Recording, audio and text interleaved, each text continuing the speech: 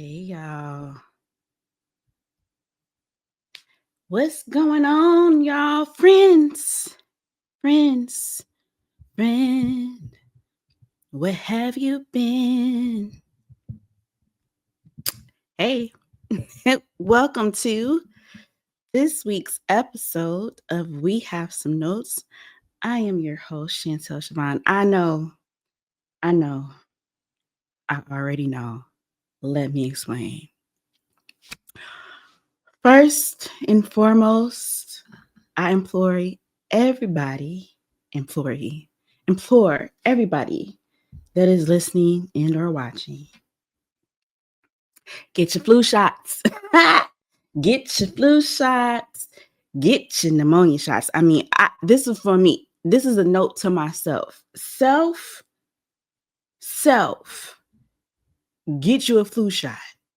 Okay? Get you a pneumonia shot. Get you a COVID shot. Get all them shots. Okay? Because at this big age, listen. All of the things almost took your girl out. I've been in the trenches. I've been in the trenches. My husband got double pneumonia, flu, sinus infections, neuro issues, all types of stuff. We've been in and out of the hospital for the last couple of weeks. Multiple hospitals, multiple doctors and specialists. Okay. Of course, he got me the flu. All right. I'm down. I'm down for the count, but he in the hospital. It's just a lot. It was a lot. So keep up on your immunizations. Note to self. I know how some of y'all get. Trust me, I'm one of those people. Oh, I'm not gonna get the flu shot. It gives you the flu. I can't wait. Do you hear me? I cannot wait to go see that doctor. Be like, immunize me. Okay. I almost took your girl out, but I'm glad to be here. With this week. It's so much going on. Of course, I have a fun show for you guys, but I also have a pretty important show. I'm going to add a very exclusive segment to the show. I am going to have a one-on-one interview with the family of Mercedes Wells, aka my family. Why am I in the news? I guess I'm not in the news, but why is it so close to my home? I don't know, but we wanted to share the story, and it's getting picked up a lot, but a lot of details are getting left out of the mainstream media. For instance, did you know that Mercedes, while in active labor, was actually escorted out by security out of Franciscan Health? So I'm going to have her sister-in-law on, and we're going to talk, my cousin, we're going to talk in more details about what exactly happened, minute for minute, what was happening, and what's been left out, and what are some next steps. This Black maternal issue in this country should not be happening anymore.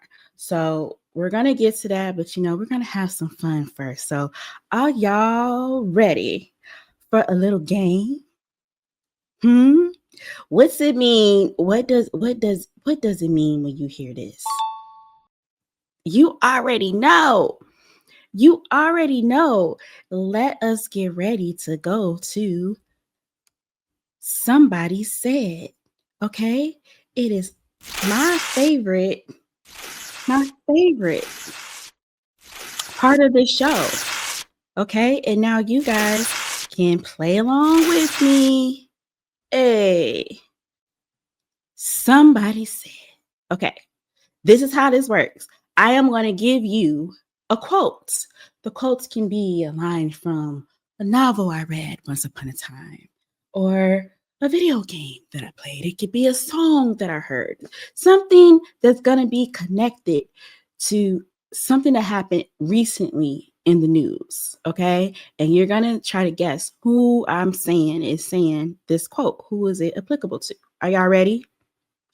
Okay, let me give you the very first clue.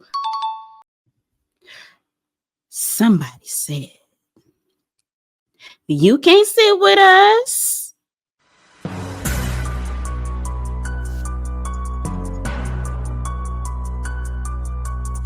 Let's F out of here. Did you get it? Did you get it? Did you get it? Okay, the correct answer is Zendaya. All right, y'all, let me tell y'all what's going on. So, as you know, Zendaya is the lead of a little show called Euphoria, child. When is it coming out? We don't know. It must be coming out soon because allegedly, Zendaya is refusing to stand next to. You can't be over here with me. Good genes, Sydney Sweeney. Okay, so y'all know this story. Sydney Sweeney was over there in that what do you call that? What do you call that? Child, I don't even know the name. I don't even know the name of these jeans right now. But apparently, hey, Zendaya don't want no parts. And so she is refusing to stand next to Sydney in any press that they're doing for the show. Okay. American Eagle. That's what it is. American Eagle. And so this article, what is this? This is the Tab. Okay. The Tab is reporting that, Zendaya is not trying to be around that whole playing on eugenics and white supremacy. And, Sydney at any opportunity. Let me tell you something. Let me tell you how I know she meant what she was doing. At any good time, Sydney Sweeney and her team could have come out and said, I love denim. I love the brand. Listen, hey, I didn't realize that was the direction of the campaign or what they were going to be alluding to, and I just wanted to be a model for the denim because that's my favorite thing to wear. And so I just thought that more people and more diverse people other than myself would all be taking part of this campaign down the road. I didn't realize that people would take it this way, and I'm deeply saddened, hurt, and disturbed that people are taking it that way. And I'm very apologetic in my role in that because I never want my audience and my fans to feel like I am playing into a long known racist rhetoric. But she ain't say none of that. You know what that tell me? She meant that. So Zendaya said, hey, absolutely not. I won't be doing no press with you. I won't be standing next to you. Find somebody else to do it. And more importantly, you got to be careful. You got to be more careful. Okay? You got to be more careful because now,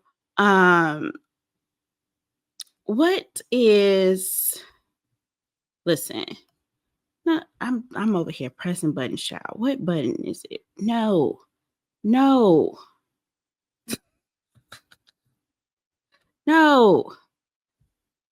What button am I trying? Listen. Okay, there we go. Listen. Now, Sydney Sweeney is flopping left and right at these box offices. Okay? She done been in about 3-4 movies or 4 movies in a show. This latest movie, this is Entertainment Weekly reporting that this movie, Christie, has set the box office record for being the worst box office drop in the second weekend. All right. It is flopping. It's a chop.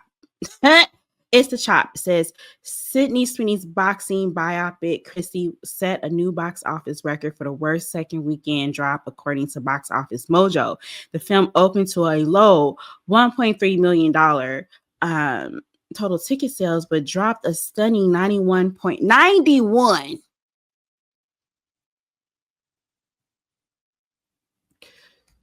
Can y'all see this? I just want to make sure. Listen. 91%, 91.7%. Might as well call it 92. Not 92. Clock it. After being pulled from 1,200 screens, earning only $108,000 in its second weekend, a little over $108,000. Sydney previously defended the film's underperformance, saying, "We don't always just make art for numbers. We make it for impact." Well, you can't have impact if ain't nobody gone to see it. Huh? You didn't mess this lady, had a $15 million budget. You didn't mess this lady's legacy and biopic story up because you want to go play. Listen, the F around and find out is strong with this one. All right. Now, in addition to this movie, hold on, let me find out. Let me listen, because it's giving flop after flop. Flop after flop. Look at this. This is Collider. She's had 3 flops in a row, friend. Okay. Said she's poised to deliver a 4th flop despite getting Oscar buzz. All right. What are the other movies? Let me try to find out, because this is crazy. Okay, yes, this all kicked off. This actor is coming off a string of box office flops, Clyder says. She played a supporting role in Madam Web. Now, I ain't going to keep you. I'm not going to keep you. I like Madam Web. I like Madam Web. Listen, this is before the whole, listen, I liked. And I don't know what y'all wanted from Madam Web. Can't be superhero movie. Like, what did y'all want from it? I liked it. But okay, she played a supporting role in Madam Web. We know that flop. It received terrible reviews and it grossed only $100 million against a reported budget of $80 million. Now, mind you, when they report in the budget, that's not even that's not calling into account the marketing budget. They really be keeping that marketing budget under the ropes. But the marketing budget be about 30, 40, 50% of the movie's budget. So they always want you to make 2, 2.5, 3 times or more the actual budget that they're reporting. Okay. Then she followed this up with the long-delayed dark comedy Americana. Never heard of it, okay? Which earned less than $1 million. Then she appeared as a part of a star-studded ensemble in Ron Howard's Eden, which grossed a 20th of... I'm embarrassed. A 20th of its reported $50 million budget. Okay. It goes on to say, at this stage, Christie will likely struggle to hit even the $10 million mark domestically.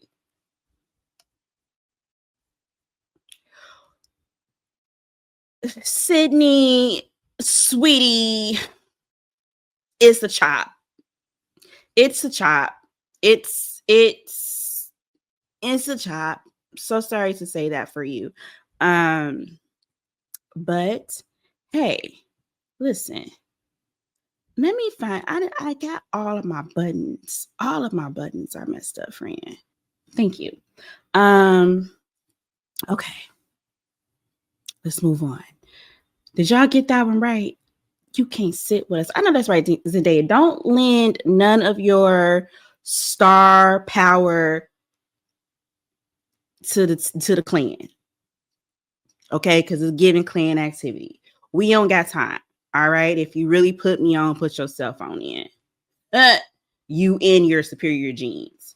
Let's move on, friend. Let's move on to the next clue.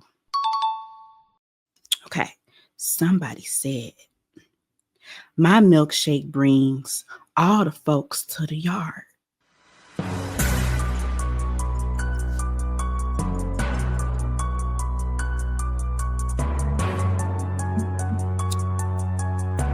Time out. Eh? Eh? Okay, so if you guess Kris Jenner, you would be correct. I have been meaning to get on here and talk to y'all about Kris Jenner for a long, long time.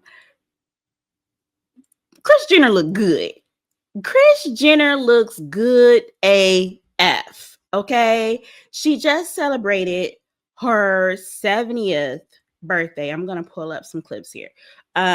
She just celebrated her 70th birthday, and Miss Mama's looks fantastic. All right. Whoever is doing whatever they are doing, phenomenal. Phenomenal. Okay. Now she had this little birthday, and y'all were quite upset. Y'all were quite upset about this birthday. Let me see. Can y'all make that bigger? Okay, so you see her. She's got this beautiful red dress on. I mean, she doesn't listen. How old is Kris giving? Because it's not giving 70. Let's go through here and name a few people that we may or may not recognize at this party. Of course, Corey Gamble was there. That looks to be Jeff Bezos. Okay, which a lot of people were very upset that he was in attendance. I believe that's his wife, Warren Sanchez Bezos. Hey, is this Mark? Facebook people? Yeah. Zuck is in the building. He was there with his wife. I don't know who this woman is. Mariah the Carey. I just figure like Mariah the Carey don't leave out the house unless it's either money or a promised good time, right? Mariah looks fantastic as well. I don't know who none of those people are, child. Stevie Wonder. Okay. Are these the Hiltons? We know that they have a long-standing relationship. Don't get me, I get some people, I will get some people. Listen, over there on the other side, I don't really mind y'all business like that. I'm trying. It says Hill figure. So I see Tommy. Hey, Tommy. There go Tommy. We've got Alicia Keys was at this party. Okay, look at her. She just looks fantastic. Chris Rock, of course, her family was there. There go Paris, Nikki Hilton. Sierra was there. Okay, Vanessa Bryant. Kobe's wife was there. Everybody, listen, all of the billionaires, multimillionaires, well, multimillionaires. Listen, everybody but Rihanna was at this party that day. And she might have been there too. I don't know. Oprah's there. Gail is there. Tyler Perry is there. Listen, everybody was there. Y'all were really upset at this lady for throwing herself a 70th birthday party with these other billionaires. I don't understand the confusion. Billionaires hang around other billionaires. Why are we upset about this? Huh? Why are you so upset about this? This lady was having a good time. Did we have another? Listen. Everybody was here. There go the girls. And listen. Is this Bill? I don't know if that's Bill. Is that Bill Gates? Y'all really trying to. I feel like he was there. Somebody said is that Biebs? Look at the Biebs. I think that's Bieber. I think that's Justin Bieber. Everybody. Is this Pamela? Is this Pamela Anderson? No, that's Melanie Griffith. See, my bad. I tried. I tried the dibble and dabble. Okay. There's Courtney, got Babyface. We know that they're good friends. Is that Sugar Ray Leonard? It is. It is. I don't know who this man is next to Mariah. David, somebody to own a lot of stuff, more than likely. Because that's who was at this party. People to own all the things. People that own all the things were at the party. Now, this is when y'all really, this one here really burnt y'all biscuits. This is when y'all started getting into y'all think pieces. And I said, hey, why don't you know that they are friends? They've always hung out. Are you new here? Beyonce Giselle Knowles was there with her mama Tina Knowles, okay, to celebrate Kris Jenner's 70th birthday. Everybody in the photo looks amazing. Everybody. It's like a really cute, like 007/Christmas poker table tournament theme. Hey, listen, why do y'all think that Beyonce is not friends with these people? All of these billionaires and multi-millionaires are in the circle. It's the circle of funds. This is networking. And then to be quite honest, this is why I make no qualms about letting y'all know that I am the Chicago chapter, Beehive president, founder and sitting, self-appointed. Because how y'all don't know that Beyonce is close friends with the Jenner Kardashians? When Beyonce got off of the Renaissance tour, there were all type of photos of Kris Jenner and Corey being in Beyonce's backyard, chilling, having a cookout. Okay, Beyonce was walking around regular, relaxed, getting the peace and quiet that she deserves because she had just got out of tour, and they was over there just hanging. What are we saying? What are the think pieces about? That Hollywood people hang out with other Hollywood people? Yes, that's how that works. That is how that works. Anyway, Kris Jenner looks fantastic. I'm not mad at it. Okay, listen. Y'all ready for the next clue? Y'all ready? Okay. Somebody said, if at first you don't succeed, dust yourself off and try again. Try again. Dust yourself off. Try again.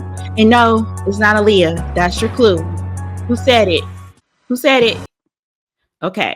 I feel like I don't know that y'all got that wrong, but I feel like y'all got that wrong. Okay? Let me know in the comments what the correct answer was. Kim Kardashian. Listen. Hey, listen. Po baby. Po little teen has once again had a failed attempt at passing a bar and coming one of, LA Law's brightest. I'm actually happy that she is sharing her journey in doing this. She put out a video, and she put out a little bit of a statement. Make that bigger for you guys. But in the video, you kind of see her going through her process of studying, child. Being a mom and studying. So now that we're in the home stretch, the last 2 weeks, my kids are on a great vacation, so I can focus. I really have to get these Civ Pro essays down. That's my task of the day. And since we only have so much time, I can only do one subject a day, and then I have to let it go at this point. So she writes in this post, I've shared so much of this journey with you, and this summer I documented some of the final 2 weeks of studying, the ups and downs and everything in between. On November 7th, I found out I didn't pass the bar. It was disappointing, but it wasn't the end. The dream means too much to me to walk away from, so I'm going to keep studying, keep learning, and keep showing up for myself until I get there. The girls got tenacity, okay? The girls got tenacity. I respect it. And I love that she's showing this because listen, forget that she's Kim Kardashian for a minute. This is a person that's got 4 kids. Is it 4? I think she's got 4. She's got 4 kids. Y'all know she just got through filming, so she's been on a road promoting that what is it? All's Fair, Ryan Murphy production, right? So she's busy as all heck all the time, and she's running all the Skims. Listen, Skims and hey, Nike, they came out the collab. She's got a lot of stuff going on. The Kardashians are back in there. Have y'all checked out the new season of Kardashians? Because there was something about she had some type of health issue she had because of that divorce. Was it an aneurysm scare or something? The empathetic side of me just feels so bad for her. But I love that she's showing this because, listen, nobody makes it to where they are without failing. You know, I think that's an important message. It doesn't matter who the messenger is, because I know y'all don't like her. And I don't know why y'all get so involved in not liking her. I like her.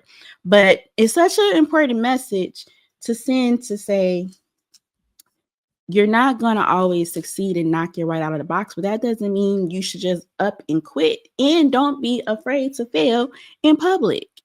Don't be too, caught up in what other people may think or say that you don't try to make your goal. It's your life. I love this. And quiet as it's kept, y'all would have just discredited her. If she just would have upped and passed that bar, y'all would have sworn up and down that Kris Jenner and Todd had set the scheme up. Tell me I'm lying. Tell me I'm lying when I'm not. Y'all would have said that she paid them people off. So now when she officially, after the umpteenth time, passes this bar, becomes a lawyer, don't be trying to say that she paid her way to become a lawyer and get the bar. Okay, they taking this serious. They not playing around with her. They want them answers correct. So she's got to keep trying. I saw a clip of what is the sister? Courtney. I didn't like it. Courtney was just like, why is this so important to you? If it's taking time away from your kids, I'm all about spending all of my time as much as possible, 99.9999% of my time with my kids. Girl, F them kids. I'm sorry. Sorry. Not F your kids in particular, but like the universal kids, like F them kids. Your life is not supposed to stop because you got kids. And I like Kim's answer. Like, I want them to see, like, you're instilling a work ethic. I want them to see that I too am going to school and I too am still pursuing things and I'm working and I'm building, because that's how kids, one, become proud of you. They become proud and say, my mom did this. I was with my mom and she did this and this. And they feel included in the process. And then they may want to follow in her footsteps. Like, they may have see this and see her work ethic and be like, I can juggle lots of stuff and, become an astrophysicist. I don't know. Like, that's just how kids do. So I love that she's doing that and not just doing like influencer type stuff. Y'all do not give this girl a break. Let's move on. Kim. Just listen, to keep us updated, child. Let us know. It makes me want to go back to law school. It's one of my dreams to go to law school. Okay, y'all ready? All right. Somebody said what I ordered versus what I got. Who said that? What I ordered versus what I got. Did y'all get it?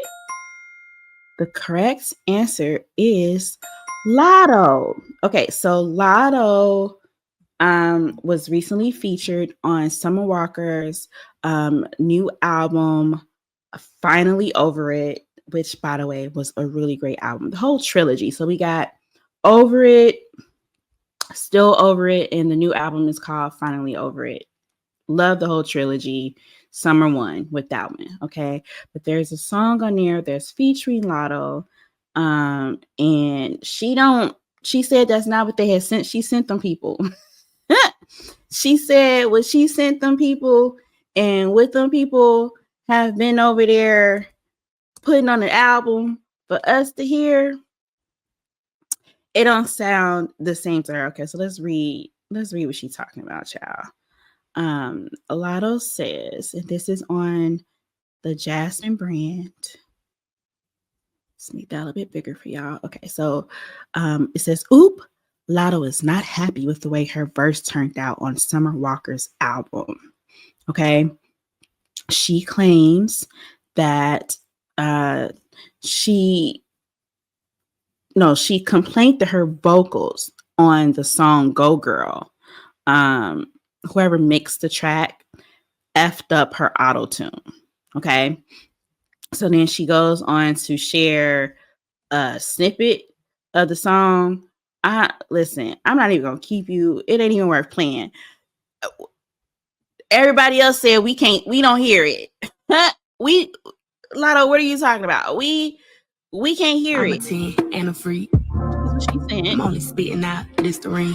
Okay, I'm gonna give you a little bit. And let's see, we have the final one on here. This the album version. I'm a 10 and a freak. I'm only spitting out. No, we don't hear it, boo. We don't hear it. So I think she has come to terms with whatever she had going on with that, because that may be a little bit of perfectionism hitting her spirit. I don't know, but to the general public, to us with regular ears, I got an inch bitch better, inch better ear than the regular person. I ain't hear it. I didn't hear the difference. So she was sad tripping, but she said that is not what I had told them people. That's not what I had told them. Okay. This is my last clue for you guys. Are you ready? Okay. Somebody said, "I've been getting to the money. Everybody mad. I've been getting to the money. Get it. Everybody mad. Who said that?" And no, it's not Beyonce. Who said it? Did you get it? I don't get that ish. Okay. The correct answer that I'm looking for is Olandria. Oh, it's definitely Olandria. Okay, so listen, baby. Olandria is getting to her paper. She had the best November. I don't know about everybody else's month. Olandria has had the best run for 2025. This month alone, she just recently snagged her first magazine cover. Let me show you guys.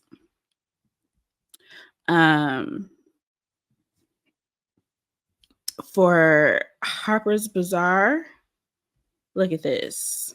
This is Harper's Bazaar Vietnam digital mag, but she is the cover girl. Look at this. Look at these pictures. Come on, friend. Look, come on. The cheekbones, the angles. Okay. Haters will say it's photoshopped. Look at that. Look at that.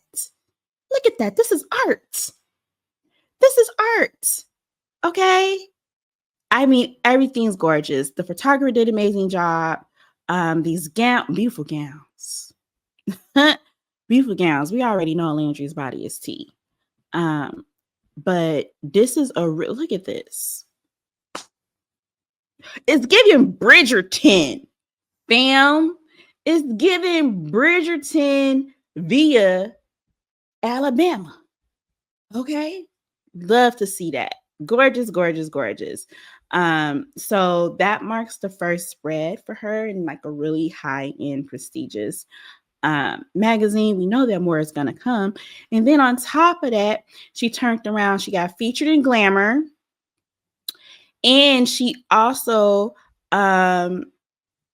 was a brand ambassador for Angel Reese's, the Angel Reese ones collaboration with Reebok.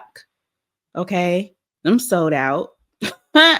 She's getting the money. I don't know. Like we saw that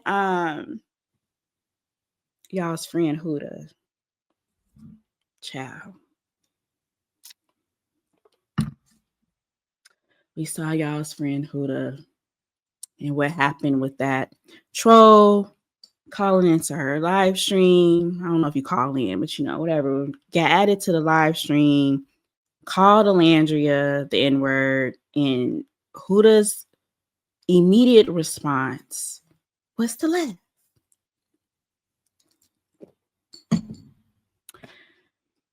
Her and her man. And by the way, I don't know that man's name, but he should be held accountable too. And whatever brand sponsorships he had, because if I really go look at that video again and really lean in, I'm pretty sure he was the first one to giggle. He was the first one to giggle.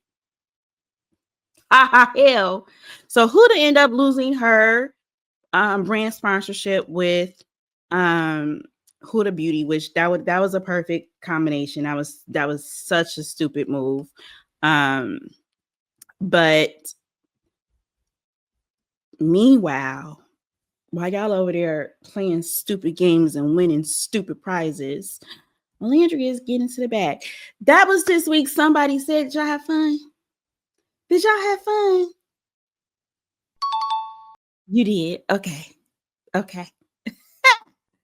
I don't know. I think it's a good time. I like playing Somebody Said with y'all, child.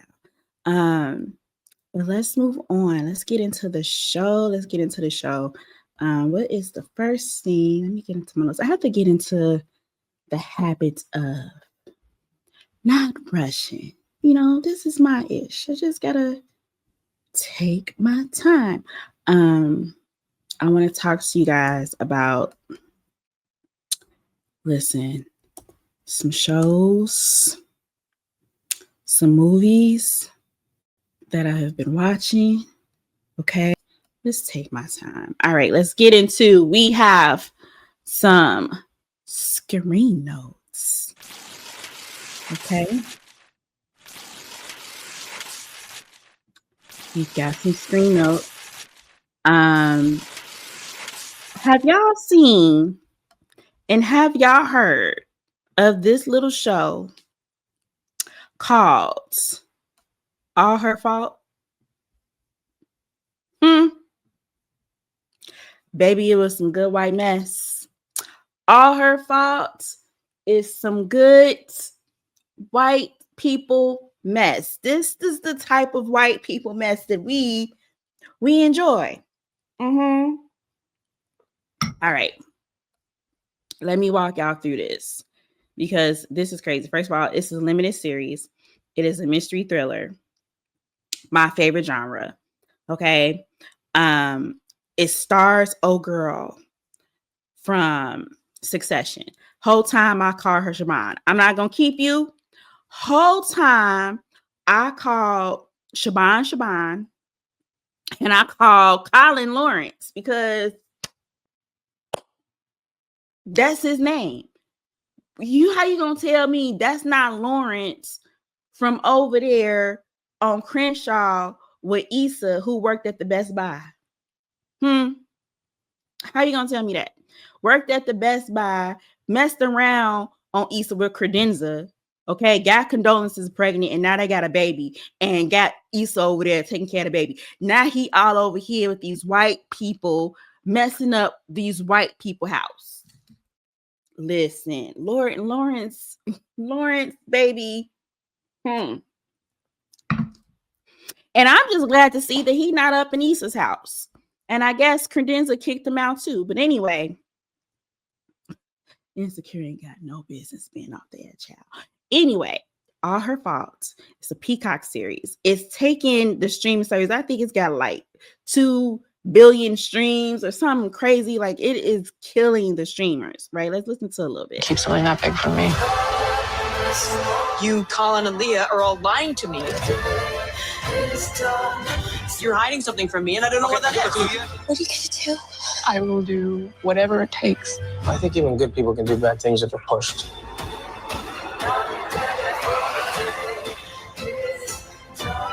Maybe you're the reason why. Baby, Dakota Fanning was up in here. First of all, in my head, Dakota Fanning is still a child. So it trips me out. I think this is like the second limited series I done seen her in. I don't remember the other one, but I didn't like her in that one. I forgot what that one was called. But she was grown and pregnant. Okay. Grown and pregnant in that one. Anyway, this is a story about a woman whose 5-year-old son is kidnapped and missing. All right. Long story short, everybody's a suspect. Dakota Fanning is a suspect. Lawrence is a suspect. And most importantly, she is blaming herself. She's at fault. Some stuff went down that, she dropped the ball on. And so she's blaming herself. Each episode unfolds and we find out that different family members may have had motivation to be behind the son being missing. It is such a good, delicious. I'm telling you, if we must be accosted, if you will, into some white people stuff, this is what we want to be accosted into. Go check out All Her Fault, Peacock, now streaming. Okay. What's the next thing I wanted to go over with you guys? Let's watch this. Let's watch this one together. We have a new Black rom-com. I literally was just sitting here talking to my husband. I was like, when was the last time we had like a really good Black rom-com? And now we got one. So some random rich spicy white boy.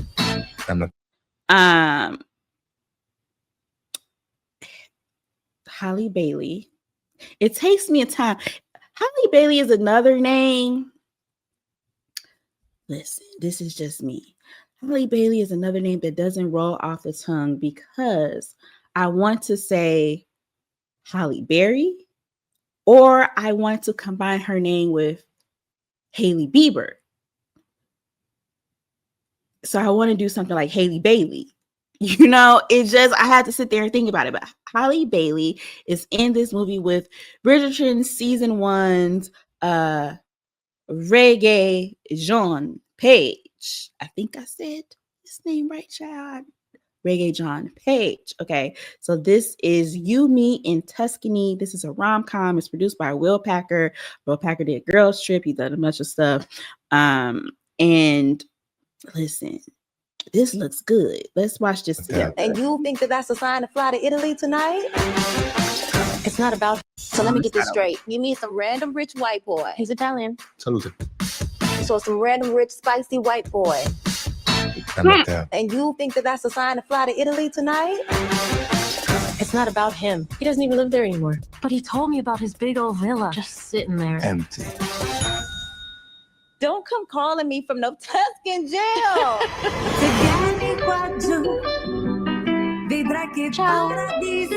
First time to Tuscany? My first time pretty much anywhere. Hello? Who leaves an engagement ring in a junk drawer? What are you doing here? Arresti questa donna! This is all a really big misunderstanding. Dio mio! She's marrying Matteo! Yes! I'm marrying Matteo! Congratulazioni! What do? You can pretend to be his fiance, or you go to prison. Either way, it's very romantic. I can't wait to see this. I can't wait. But we got to wait. You want to know why? Friend, this movie is still in production. Child, they are still filming this. This don't come out until Next April. Yeah. Yeah. So we got a minute, but you heard kind of the setup.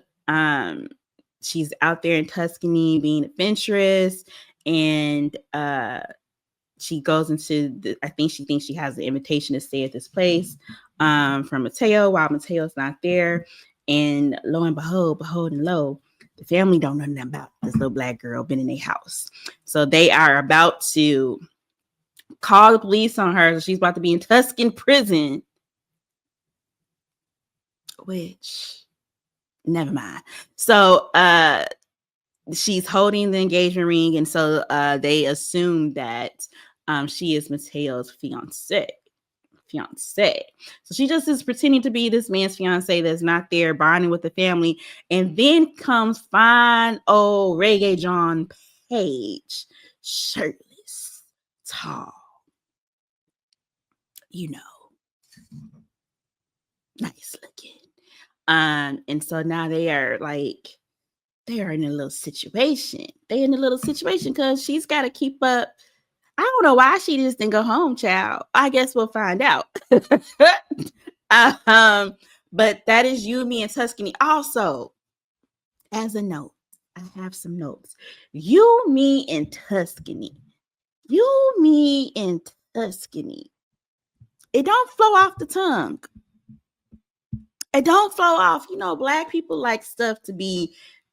When we give this a nickname, it's gonna be like, you watch Tuscany? You watch Tusk? I want to watch Halle Berry and Tusk. We've got to shorten this some kind of way. It's just got to be us and Tusk. Tuscany and us. Tuscany and us got a ring to it. You, Me, and Tuscany there's too many syllables. Black folks are going to drop that. I don't know what the nickname is going to be, but we're not going to say You, Me, and Tuscany. I can guarantee you that. That's what was going on this week. A lot. What wasn't? What wasn't going on, friend? It was a lot going on. And it was hard keeping up with everything. Okay. So I'm gonna hit y'all with a few stuff that I wanted to talk to y'all about, but it can't possibly be everything. Because it was crazy out here. First things first.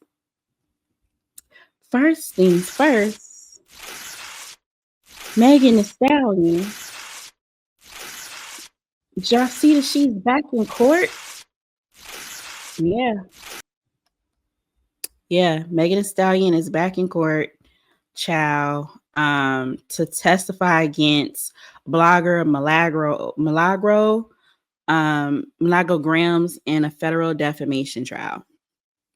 All right, so this is all stemming from the defamation lawsuit that Megan filed in October of last year against Milagro, who is a social media commentator known as Milagro. I don't know if it's Milagro, child. Y'all know I don't know my name.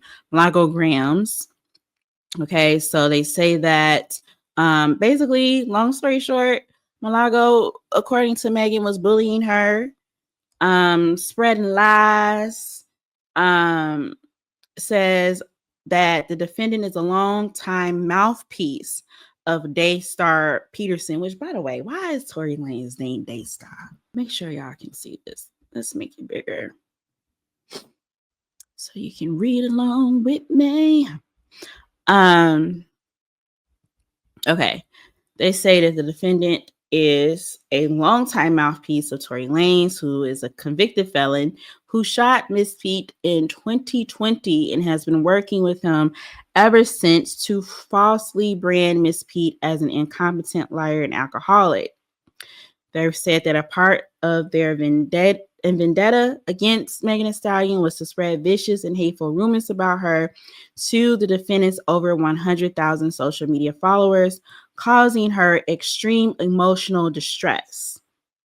They say that the defendant's malicious intent was clear to discredit and shame Megan because of her testimony at Tory Lanez's trial, which ultimately landed him in prison. Now, I didn't know that he was in prison for 10 years with no parole. Gots to be more careful. They say that Peterson is not named as a defendant in the lawsuit, but was asked to give a deposition ahead of the trial. Something happened with that too. I'll find it. But anyway, what are they accusing her of? They say the complaint, which was reviewed by ABC News, accuses Milagro Cooper of defamation, promoting an altered sexual depiction of Pete, cyber stalking, and intentional infliction of emotional distress. There is something about some type of AI sex tape that she was sharing that just was taking stuff too far, allegedly. Too far. She was allegedly sharing this, and Megan was very allegedly distraught about this. It got to her manager, people close in her camp. She had to go to therapy. She's paying hundreds and hundreds of thousands of dollars, allegedly, in therapy to deal with this issue. It was embarrassing.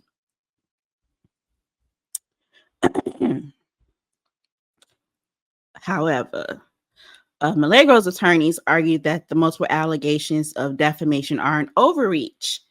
And they allege that some of these statements made by her are substantially true, while others are clearly opinion and or rhetorical hyperbole, and therefore not actionable as a matter of the law. Okay, the complaint argues that Cooper conspired with Daystar to punish Megan. I don't like when they use the last names. Like, I know that's AP. I know it's you, but okay. For testifying in his trial. Yeah, we talked about that. Okay. Did we learn anything about this? This is when I found out that he's in prison without parole for 10 years. It's crazy. Like the decisions that we make as people. That's crazy. Yeah. Do I have anything else on this? Listen, here's the thing. What I find. Do I have any more clips? I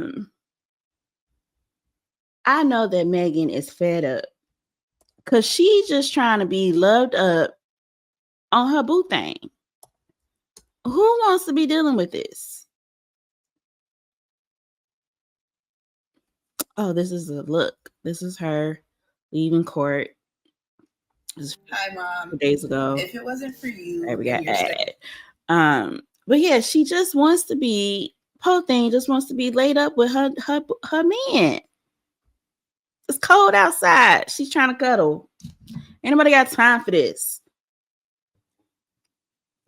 This is like, and here's the thing: when you go through something traumatic, the last thing you want to do is keep reliving that and defending that. Like, it's so much victim blaming that goes on when we have to, revisit this case. When it comes to Megan, because people just simply don't like her. A lot of people, even the women, are very male centered, and so, yeah, I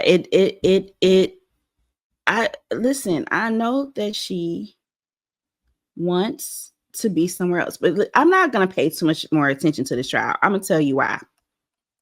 This is why. This is when I realized I'm not doing too much with this. First of all, I'm tired. I'm tired of hearing about it. 2020, this has been going on. Since 2020. We are almost in 2026. I don't care no more. I hope she gets justice in every way possible. I don't want to hear about it. But more importantly, why were y'all playing like this? So they showed Megan coming out of court. Y'all saw how adorable she looked in this really cute pink suit with the red pump, the layered bob, looks on looks. Then y'all get on Blue Ivy's internet and show Milagro looking like this.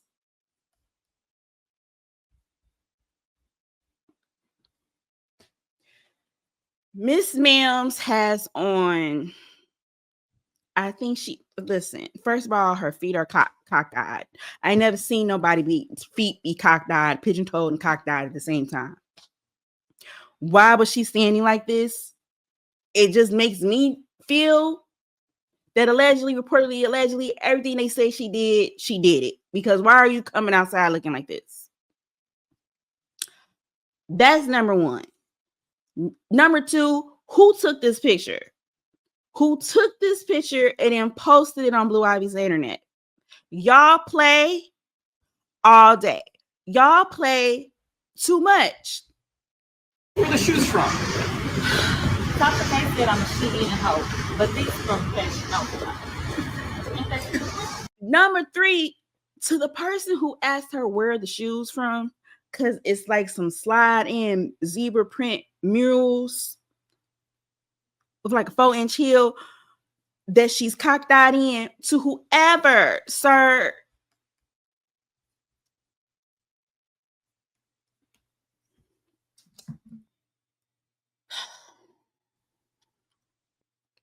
I'm not following this story no more. I simply cannot.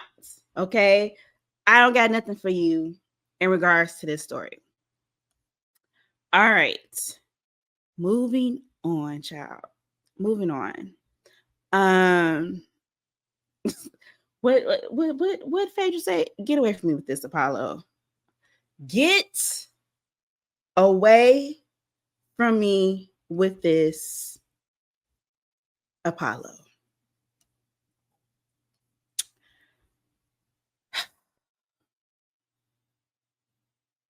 What else do I want to talk to you guys about? Yes.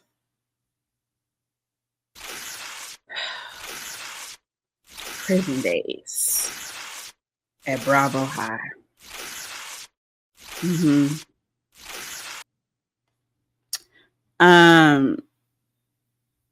This week in the news, we have more on as the Housewives, the prison pipeline churns. I really want Andy to explain to me why everybody in his production company, all these shows, the whole franchise, keep getting arrested and imprisoned. Is that not suspicious to you? Because it's suspicious to me. This is the latest on the Housewife, the prison pipeline. Apparently, Mia Thornton has also been arrested for alleged theft. We've got a mugshot. Let's zoom in. It's a pretty mugshot, though, girl. Skin is glowing. Yeah, you ate that. What was the reason? Mia Thornton may have departed the Real Housewives of Potomac, but drama is clearly a firm fixture in her life, the Grape Juice reports. The reality star got a reality check in an Atlanta airport on November 19th, where she was arrested for grand larceny.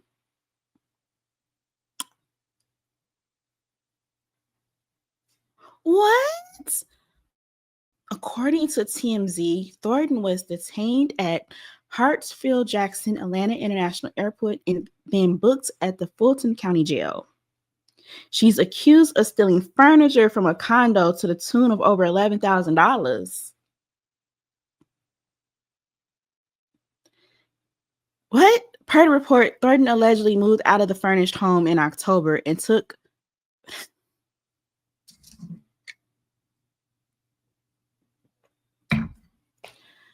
the problem with me is I live a dry, sober life. And so let me find it.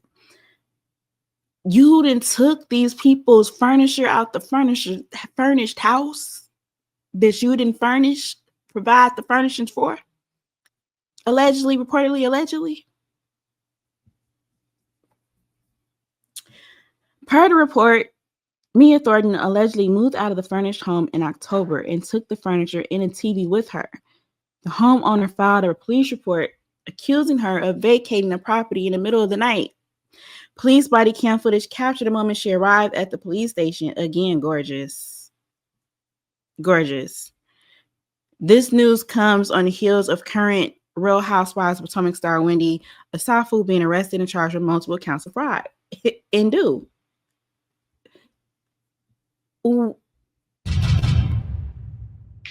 Ms. Thornton, you ready? How you doing? I'm Officer Hunt, City of Atlanta Police. So this is at the airport? Cool. All right, cool. So what we're going to do is I'll take you back to our precinct, finish doing my paperwork. And once that's done, you have a cell phone? No, juvenile hold room. Okay. So we'll go back to the precinct. I'll do my paperwork. And once that's done, then I'm going to transport you to Fulton County. So is she still in the prison? We just have a holding cell. Jail? Just holding cell. Holding cell? Okay. If you want to, you can throw your shoes on. Yes, ma'am. Go ahead. Look how calm she is. I just want to cry. The thoughts of being thrown on somebody's nasty prison, jail, holding cell, back of police vehicle. You want your hands this way, or you want your hands turn inside like you're crying? You want this way? What's your way more comfortable? Okay. Let's okay, all right, that's fine. We'll go that way.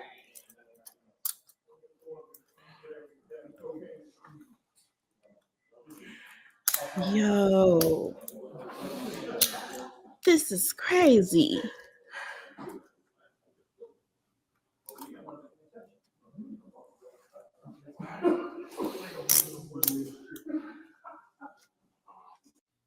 Then he got my girl locked up. Won't let her out. Whoa. I'll take them back off for you so you can relax a little bit, all right? What is happening? Why is this happening so much? No, for real. There needs to be investigation. There needs to be investigation. I don't know what's going on over there with Bravo, but there needs to be an investigation. I am suspicious that you may be complicit. I am suspicious that Bravo might be complicit. Look at this. Okay, so then on top of that, that's not where it ends. The Housewife to Prison pipeline does not stop there with Mia Thornton. Okay. Porsha also then got detained. They say a 70-year-old Delta passenger, let me make it bigger for you guys, is accusing Porsha Williams of assault. So let's go back because this is the lady talking. This is on the Neighborhood Talk. So let's listen to Porsha. I'm not gonna have to listen to that. And I said, well, do you want to? And she said, no. I said, okay. And then I said, well, there was a nicer way you could have said that, And then she says, what? She's like, you don't talk to me. And I was like, are you okay? From that point on, she said, who do you think you are? And so I said, oh, no. I said, y'all need to get her out of here. Please get her away from me. And so then when she, she tried to take her phone and record, then she drops her phone on the floor. She's like, you hit me. Oh my God. You hit me. You just hit me in my face. Oh my God. I'm pressing charges. I want you to be in jail. Okay, so Porsha says that the Delta passenger she got into an argument with became upset because her phone was playing out loud. She denies striking the woman in the face, but admits to telling her, get your ugly ass up out of here. In body cam footage, this is Neighborhood Talk. In body cam footage detailing her side of the story, Porsha claims she had been on Instagram full blast for 25, or the lady said she claims Porsha had been on Instagram full blast for 25 minutes before she interjected. This unnamed 70-year-old woman claims she was scared for her life. Now, why are you scared of your life? Because somebody's listening to their phone.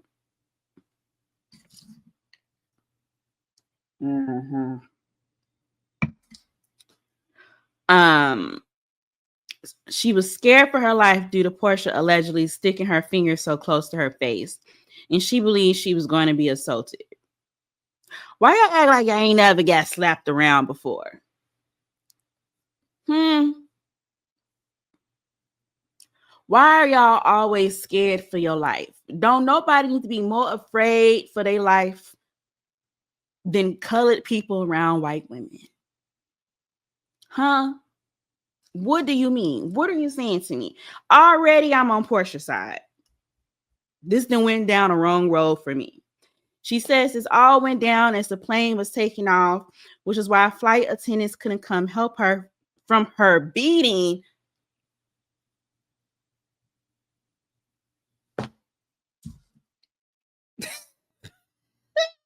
White people.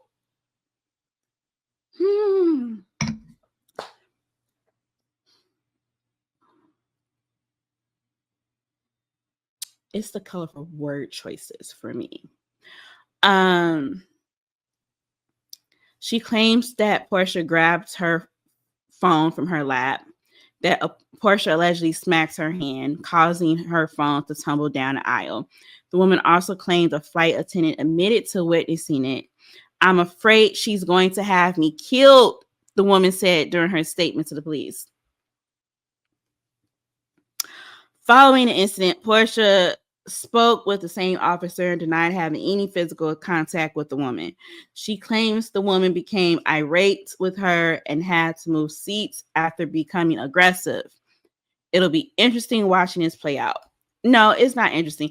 I already know immediately what that was. That was some white woman that was mad that a black woman was in her space. In peace, minding her black business.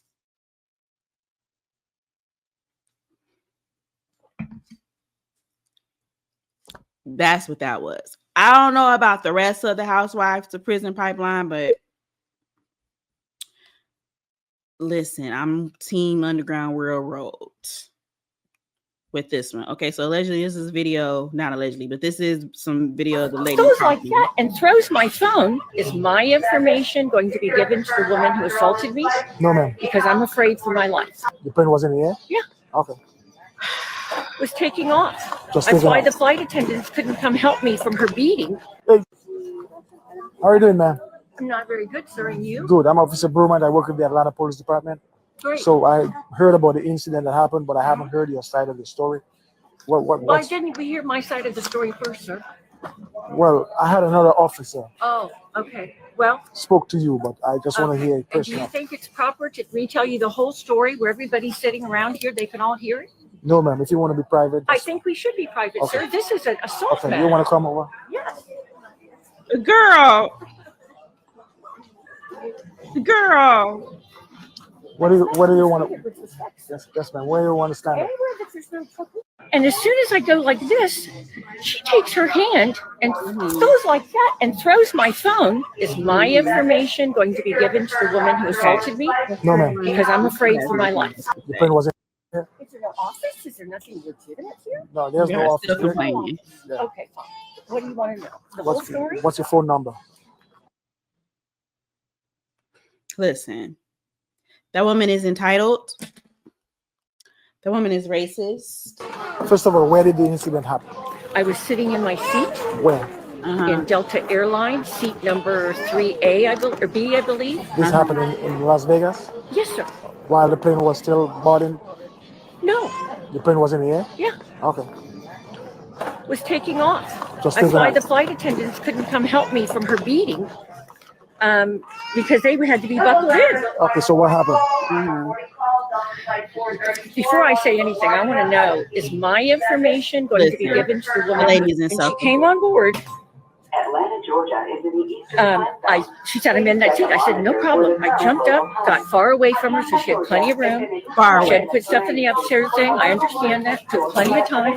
Sit back down. We never spoke other than that. And after about 25 minutes of her on Instagram, full blast, every time she Not would illegal. flip, because apparently it was from a loud place, I jumped because it was so loud. Oh, you jump. So I waited 25 minutes. Okay. Give her time, let her do whatever she needed to do. And then I said, am I going to have to listen to that the whole time? Right. And she said, do you like it? And I said, no. And she said, well, I don't like the way you asked me. That happened. I said, don't put this on me. And the next thing I know, there was a fingernail so close to my eye that I thought I was going to be impaled. And she came on board. Blinded. She said, I'm in that seat. I said, no problem. I jumped up, got far. I want to do it to you, sir. Why she had her hands in my face, screaming, calling me crazy. On and on and on. So now the flight attendants can't come help me because they're strapped in for this takeoff. My phone is sitting against my leg on my lap. So I take it to video to try and protect myself.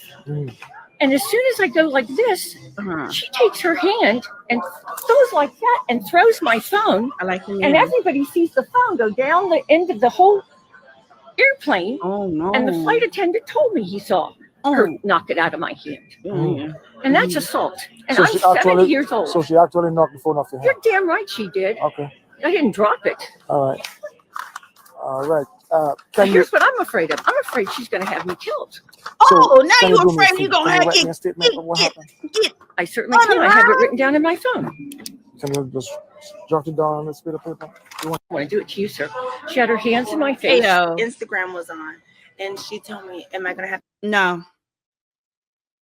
Immediately no. That actually upset me. That's my first time hearing that.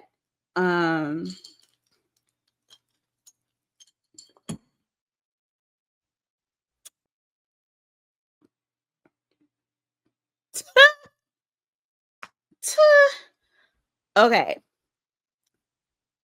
Team Porsha on that one. I got everything I need to know from hearing what that lady was over there talking about. Entitled, insufferable, racist white woman who didn't want to share space with the black lady. She didn't feel that the black lady was deserving to be that close in her space with agency over her own body and her own possessions. That's what that one was. Let's move on, because also on that same note, let's see. They say that there's still a path to NeNe Leakes returning to Bravo. Okay. The door is not closed. The door is not closed for NeNe Leakes. This is rolling out. It's reporting that after years of public feuding with Bravo, NBC, Andy Cohen, and the entire Real Housewives of Atlanta production team. Let me make this bigger for y'all. They say that there's fresh hope emerging from an unexpected source. That source is Francis Berwick. He is the chairman of Bravo and Peacock Unscripted. He recently suggested there is a path forward that could exist for the polarizing reality star. I don't think she's polarizing, but let's see. The topic was brought up after BravoCon, this most recent BravoCon, on the whole subject of forgiveness, and Karen Huger made her first public appearance to warm up reception. And so Berwick, as an aftermath, acknowledged that Leakes has already worked with the NBC Universal family since their fallout. Excuse me. She's appeared on, NeNe was on red carpet shows for E!, proving that some level of collaboration remained possible despite their rocky history. Has NeNe been on Traitors? I want to see. So here's a note. Let me find out before I give the note. NeNe Leakes on Traitors. Was she on Traitors? She declined. Okay. Immediately, before you even come back to the franchise, I need NeNe Leakes. I need NeNe Leakes ASAP on Traders. And I don't care which one you put on. You can put on Traders US, you can put on Traders UK, you can put on Traders Scotland, Traders Canada, whatever one you want to take her to. NeNe belongs on Traders. I'm telling you, she would eat it up. Eat it up. I want NeNe on Traders immediately. But okay. Said the relationship between NeNe and Bravo deteriorated significantly when the reality star accused Andy Cohen and network executives of engaging in racist behavior. Well, Leakes went further, claiming they actively blackballed her from other opportunities after she publicly called them out. Did you? These weren't quiet complaints, but explosive allegations that seemed to permanently damage any chance of reconciliation. But now Berg believes several options could work for bringing Leakes back into the fold. She could possibly rejoin the Real Housewives of Atlanta, where she became a household name and helped build the franchise into what it is today. Another possibility involves the recent announced 20th anniversary event series, Real Housewives Ultimate Road Trip. Berg made it clear that Leakes appearing on the show again is absolutely within a realm of possibility. Let me just pause right there. First and foremost, let's just be clear. Y'all need her. Y'all need NeNe on that network immediately. And you need her desperately on Housewife to Prison Pipeline, known as Real Housewives of Atlanta, Potomac, Miami, New York, whatever. She needs to be back on that franchise because we are bored. We've been bored. We are tired and we are weary. And whatever you thought you were going to try out for size, oh, we can make somebody else a household name, or, oh, we can try it out with some new cast. As you can see, it's not working. It ain't been working and it ain't going to ever work. Okay? So stop trying to be cute. You need to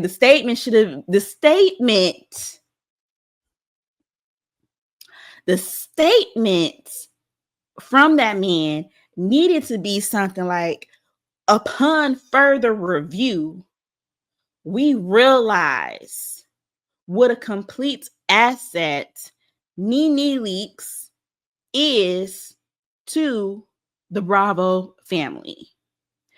Everything that she brings to the household, everything that she brings talent-wise, the charisma, the catchphrases, the memes that have lasted decades.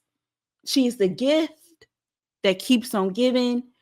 She is, as Matthew Knowles said, the reason why the lights have been on.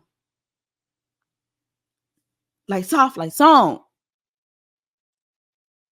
We look forward to discussing ways that are mutually beneficial for us to collaborate again and bring NeNe Leakes back into the forefront on the show that she built as deserved. Now you can play around with that, but that's where it needed to go. Pussyfooting around the issue. No. Also in this article, that man said that Kenya Moore potentially has an opportunity to return after Moore departed Real Housewives of Atlanta amid her own controversy. Berg suggested that the door might not be completely closed for her either. And it shouldn't be. Especially based off of everything that we know unfolded with. Who was that girl? It wasn't Kelly. Brooke. Wasn't it? Is it Brooke? The girl that said it wasn't even her at the end of the day. So what we even doing? Everything is null and void. I can't be cyber bullying, porn, revenging, none of that. And it ain't even her.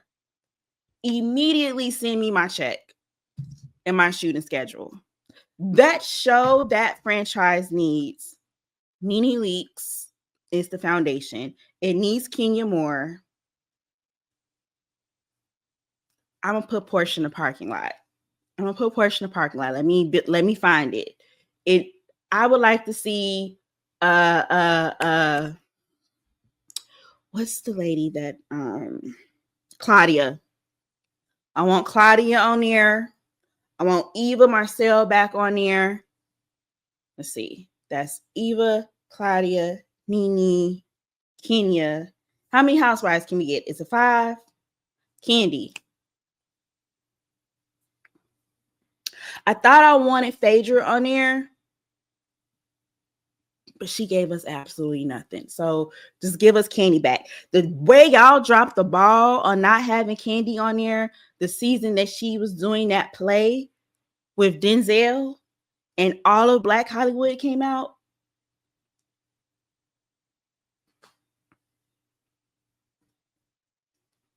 That's what I want. And whoever else y'all got to bring to build around here, I don't care. But those are the mainstays that need to be a part of this franchise. All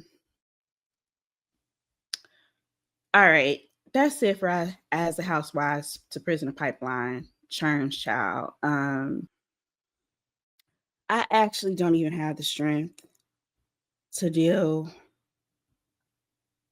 with this next topic, but I'm going to listen.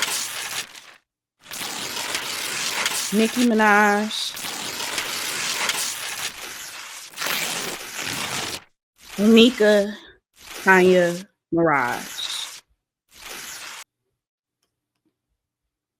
Please explain to us the pathway to MAGA. How does one go from Barbz to MAGA? How did we make that leap? How did we make this jump?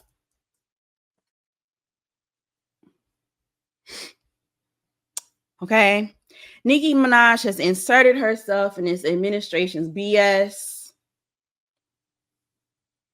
They played a few of her records, child, in some of the AI reels. She was beyond flattered by that. Next thing we know, she is at the UN giving full pledge allegiance to the most despicable administration that we've ever had in modern times. How did this happen? Walk us through it. Walk us through the thought process.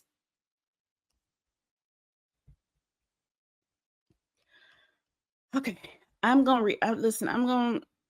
trying. Faith is under attack, Nicki Minaj spreads misleading information at the United Nations. This is Rolling Stone's article. They say Nicki's claim of extremism against Nigerian Christians like Trump's aren't backed by any data at all. In your own words, Nicki, Tanya Mirage, sympathy, and payola. Here. Nicki Minaj spoke at the United Nations headquarters today, calling out what she perceives as extremism against Christians in Nigeria. Take some notes. There's some key places, people, and events that I'm going to have some follow-up notes for y'all when I finish this article. She says, I would like to thank President Trump for prioritizing this issue and for his leadership on a global stage and calling for urgent action to defend Christians in Nigeria.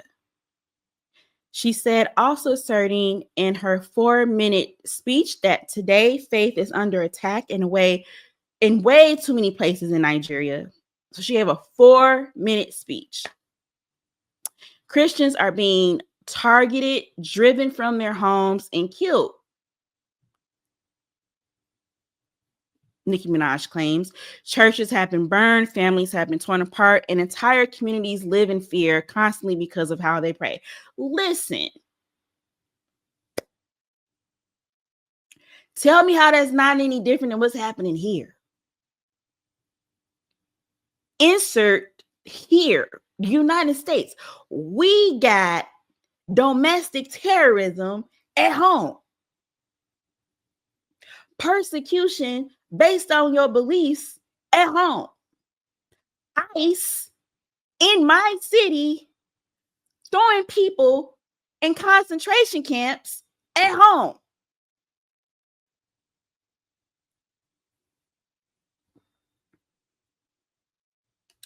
Before Minaj's speech, UN Ambassador Mike Waltz echoed the notion of persecution against Christians before thanking Nicki for taking the UN podium to demand action for Christians.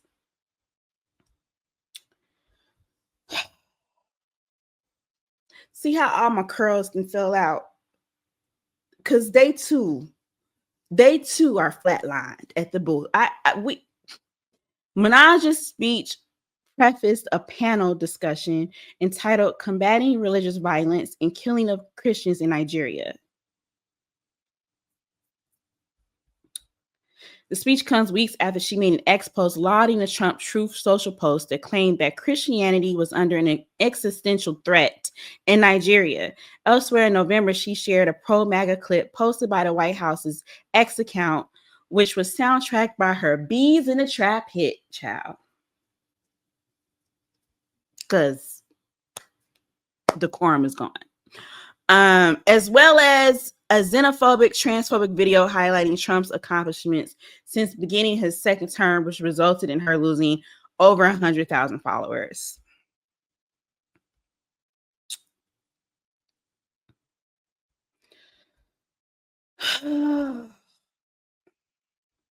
Let's listen to a little bit of her speech. Protecting Christians in Nigeria is not about taking sides or dividing people. It is about uniting humanity. This is about standing up in the face of injustice. It's about what I've always stood for my entire career, and I will continue to stand for that. Rapper and activist Nicki Minaj, who has been outspoken about her Christian faith, using her platform of 28 million followers and teaming up with the Trump administration to bring global attention to the persecution of Christians in Nigeria by Islamic terrorists. Our very own Harris Faulkner moderated a panel with the music icon and UN Ambassador Michael Waltz. Especially as artists and people in entertainment, I think it sometimes can feel scary to speak up about anything that may not be the norm or the popular thing to speak about. Girl, what is you saying?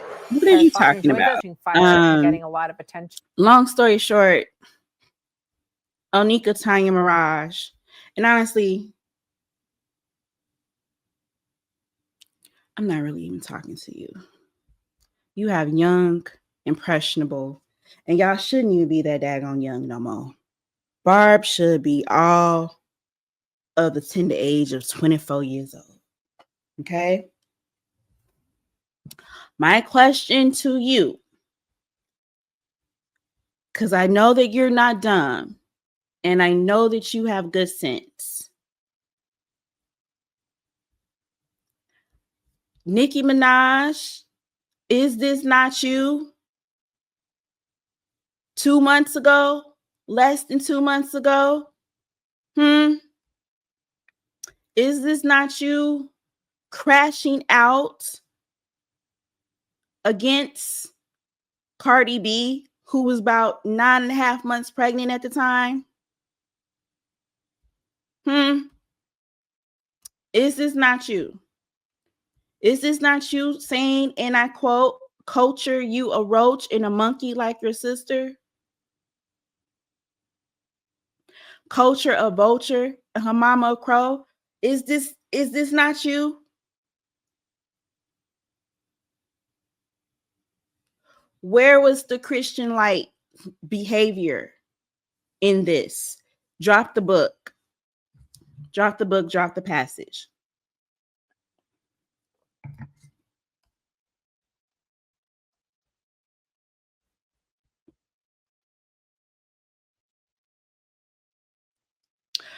Another question for you, Onika Tanya Mirage, or the Barbz.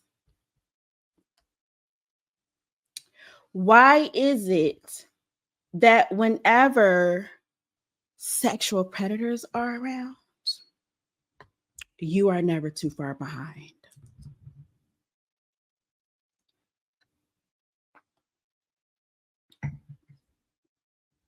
Because aligning yourself to this administration at this exact time, when allegedly, there are all these accusations and ties of child predatory practices happening by the man chief in office and other members of this administration, why would you choose as an outsider to bring yourself into this?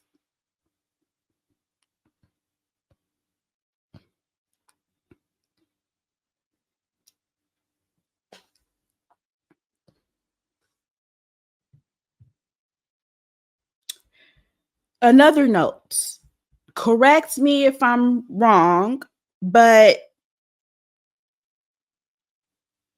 isn't Nicki Minaj an immigrant?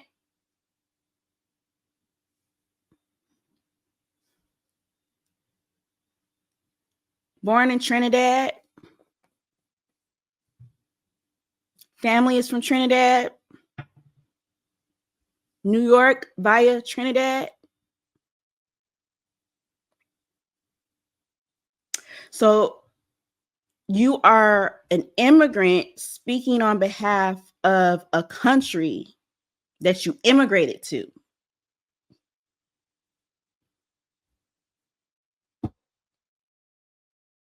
About another country that you don't belong to.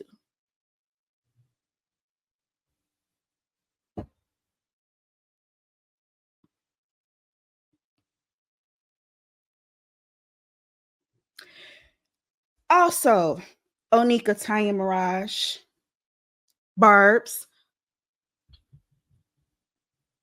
America, if you will, United States.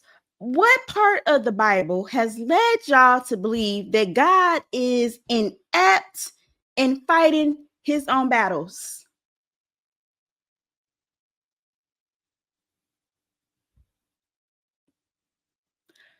Whole time he been whooping feet. Book after book after book, as Kendrick would say, he whooping feet.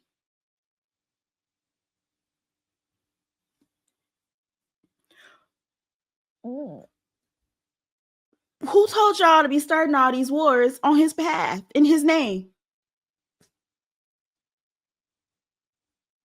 It's in direct opposition of the actual instruction that this book says to follow.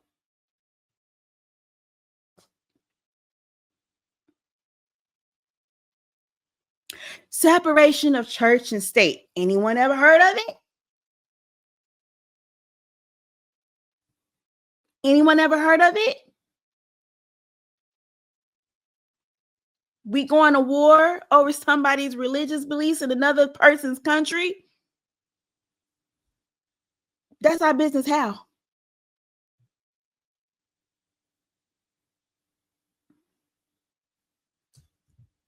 Beyonce then told y'all that America's got a problem. Line it up. You are part of the problem.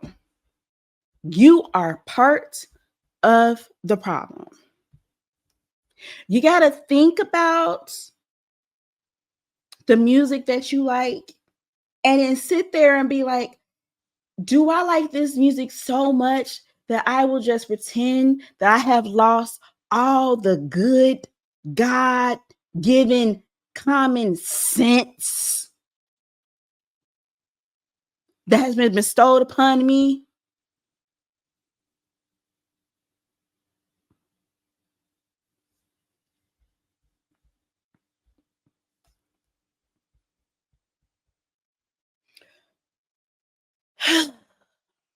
Let's move on.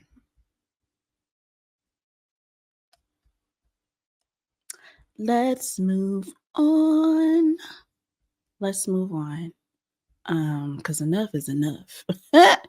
Enough is enough. While we're talking about politics, And listen, it's been a lot going on this season of America. So really, where should I start? Where should I start with this?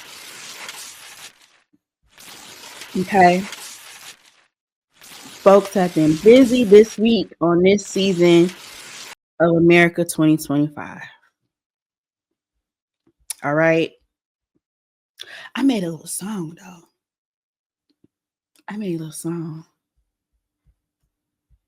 Want to hear it? Here we go. Let me look at my notes. Hold on, let me drink my water, my tea.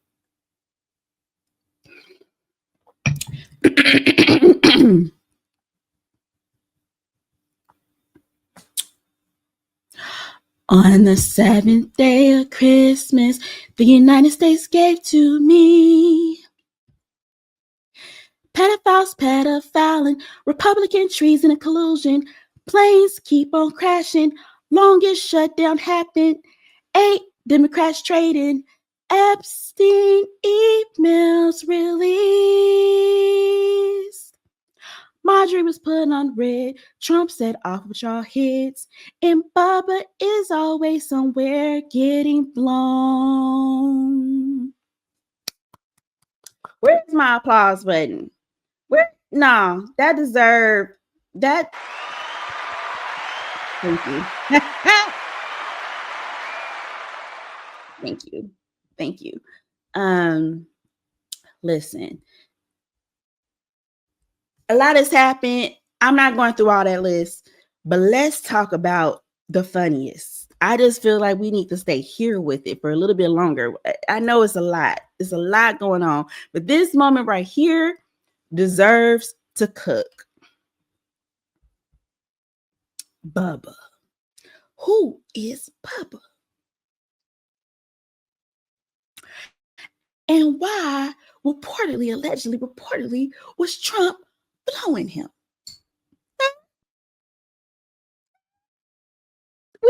We just can't fly by this moment because you didn't put all type of other chaos and calamity in the news cycle. Oh no, we must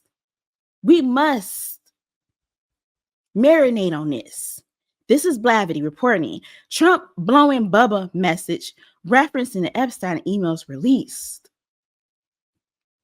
As U.S. lawmakers release a massive amount of documents connected to a convicted sex offender, Jeffrey Epstein, the public has become particularly focused on an email that makes a reference to Donald Trump blowing Bubba. Blavity continues, per the email released on Wednesday, that reference came from Epstein's brother, Mark. Now, what did Mark Epstein say about Trump blowing Bubba? In that 2018 email, it shows Mark telling his brother Jeffrey to ask Trump advisor Steve Bannon, I like to call him Wormtail, but yes, we can use his other name here, Steve Bannon, if Russian President Vladimir Putin has the photo of Trump blowing Bubba. Then it goes on in the email to say, you and your boy Donnie can make a remake of the movie Get Hard. Mark Epstein wrote in the email, according to Newsweek, although Bubba is the nickname of Bill Clinton, let's just stop right there. Let's stop right there for a second. There's no need to rush past that. Because Bubba is the nickname of Bill Clinton. These are facts.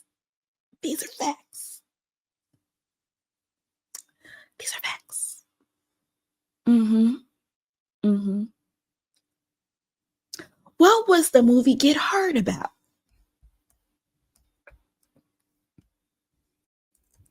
Let's go to IMDb. Let's see what that movie was about. I personally didn't watch it. Let's put up a synopsis. Okay. Will Ferrell, Kevin Hart. Okay. when millionaire James King is jailed for fraud and bound for San Quentin, he turns to Donnell Lewis to prep him to go behind bars.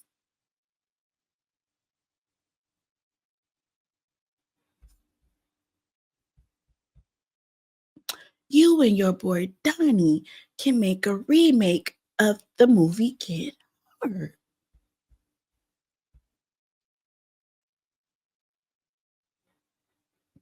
Mark, however, has told Newsweek that the comment is not referring to Clinton.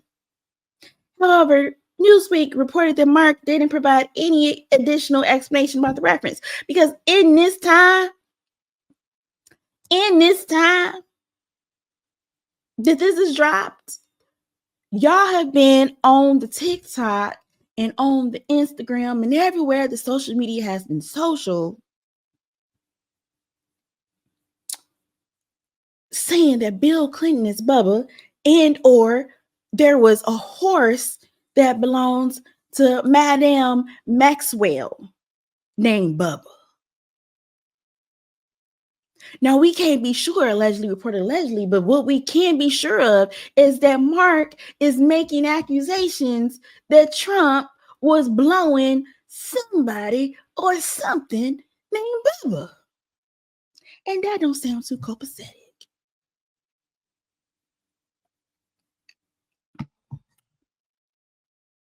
While the email has caused some people to assume Trump may have performed oral sex, U.S. Rep. Robert Garcia says it's not clear what Mark was referring to in the email. I mean, it's not unclear. Bubba blowed Trump. Bubba blowed by Trump. It's not unclear. We may not know who Bubba is, but we know who Bubba shouldn't be. And we know that Bubba shouldn't be getting blued by y'all's president. Based on y'all good old Christian values that you trying to go over there to Nigeria and take over the land and start defense of.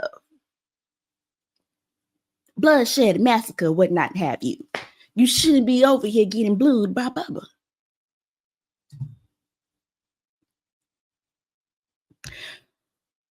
We're not sure actually what that's in reference to, obviously. So is it a joke? Is it not? Who's he talking about? We don't know. Garcia said per the Advocate, and which is why it's important for people to know that these emails that we got, they're from the Epstein estate, right? We got these emails through a subpoena through the estate, and it pales in comparison to what the Department of Justice has to get us as a committee. Listen, the lightning fire urgency for which them files were able to get released after he became the butt of the joke for a day or two, unprecedented. If this is how we get action, I keep telling y'all, he don't like his fifis hurt. Mocking him is how you get action.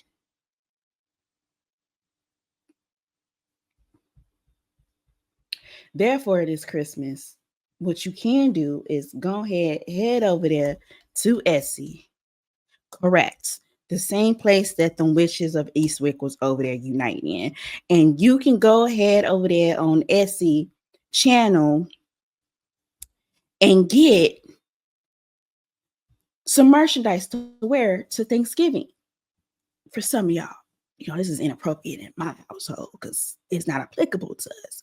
But for some of y'all, they got the daddies and the sisters and uncles and aunties that are still brainwashed. This will bring cheer to your holiday day. They say that there's a wave of Epstein, Bubba, inappropriate Trump, Clinton merch on Etsy. Look at this. They've got Christmas ornaments, t-shirts, stickers, wallpaper.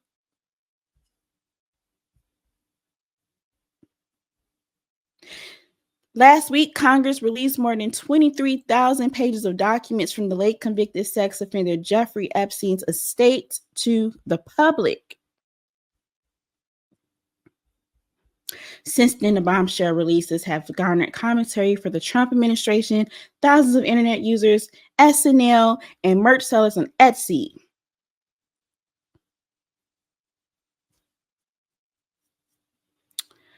Listen, you've got a flood of merchandise inspired by the Epstein emails over there on Etsy and Amazon if you want to get your 2-day delivery. Get it before Black Friday because y'all supposed to be striking.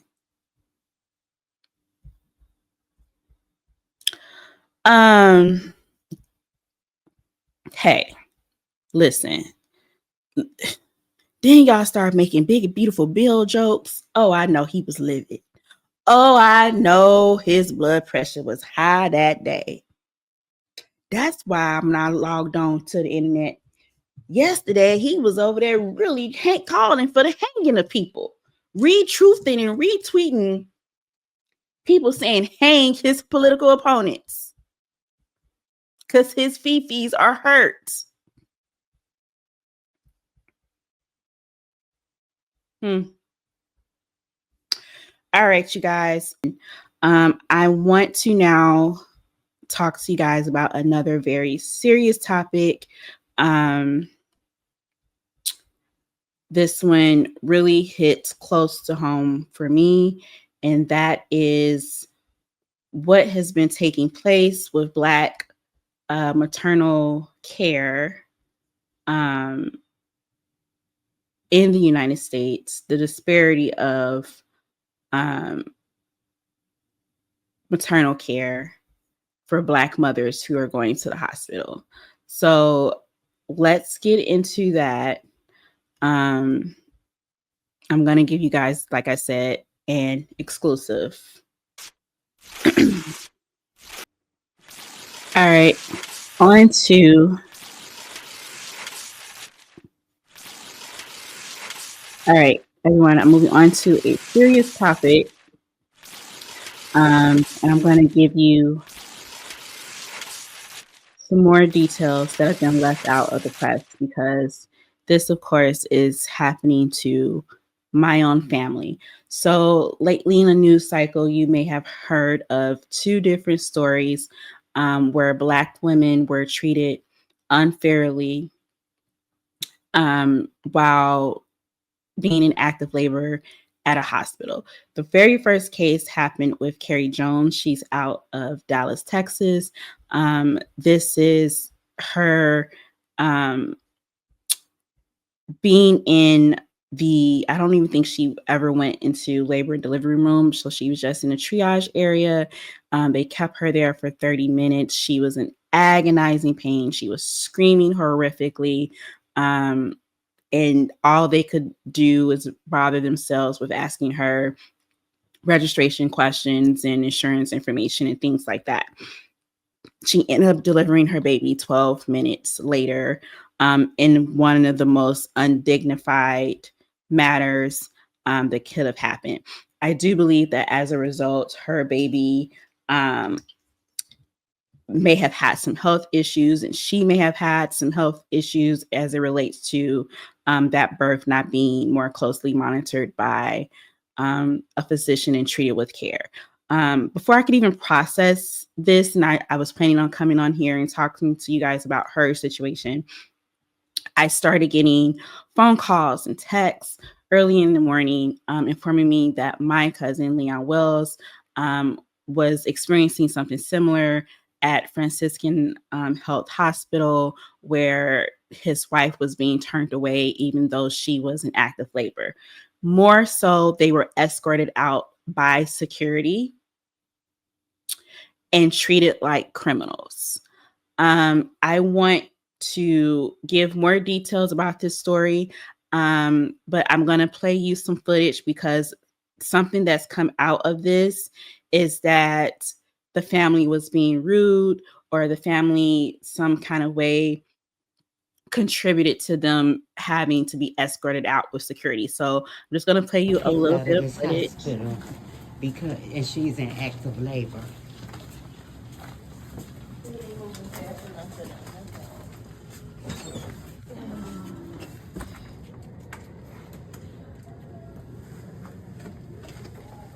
want you to pay attention to Mercedes, who is in active labor, her demeanor right now.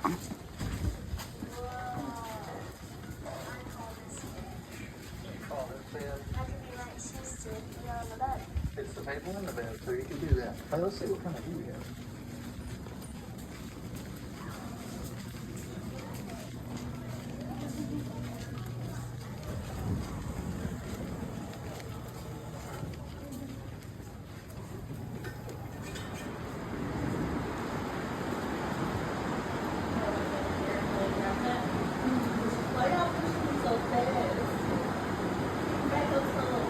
Is this your card? No. Oh, all right. I thought this was your card. When he was gone.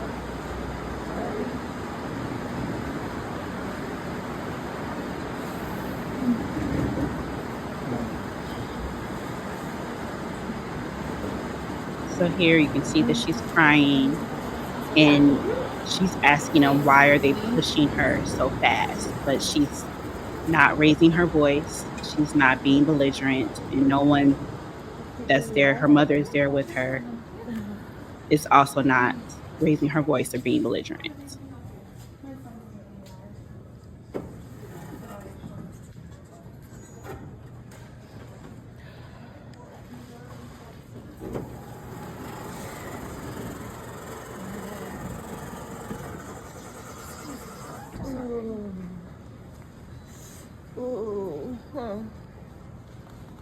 Feel my stuff.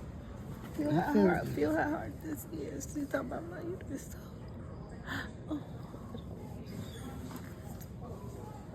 My daughter's in active labor, and this is a Franciscan Crown Point being put out in active labor.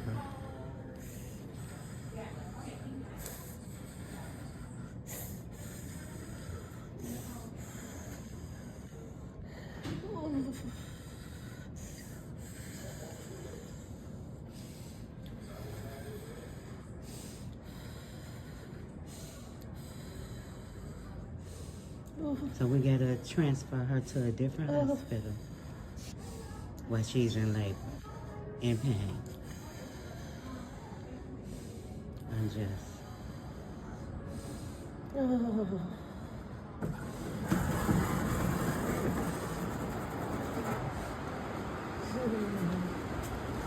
Okay. You want me to push this out? No.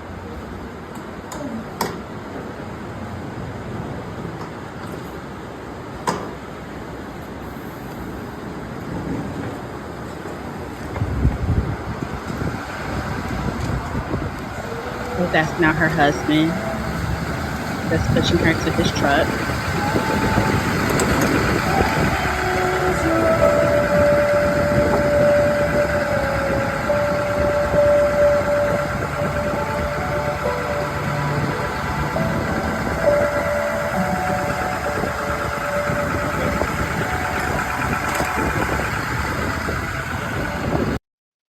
Okay, so it was important for me to share that clip in full, simply because I think that it's long enough sample for you to understand the kind of demeanor that both Mercedes, her husband Leon Wells, and her mother had. If they at that point, at the heights of disrespect and dehumanization, being escorted out of a place that should be helping them, that should be of service to them, that should be providing care and vital attention to them, have not only told them that they're not welcome there, that they must leave, but called security to escort them out. The security was walking behind those two nurses. If in that moment, no one is cursing, no one is being belligerent, no one is raising their voice. You heard Mercedes' mom. She's simply kind of narrating, because I know that probably at this moment, she's like, I'm going to send this to the family. Why was security needed? And this goes into that whole unfair bias discrimination that Black moms and Black families face in the US healthcare system. I'm also going to show you just this video really quickly.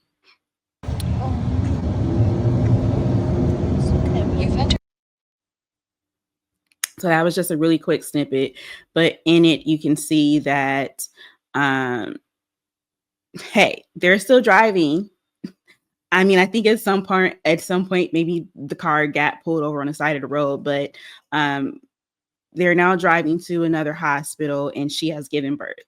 And no, this is not a hoax. I know that was something that came up, but what I'm going to do now is I'm going to play you guys the video of me interviewing Leon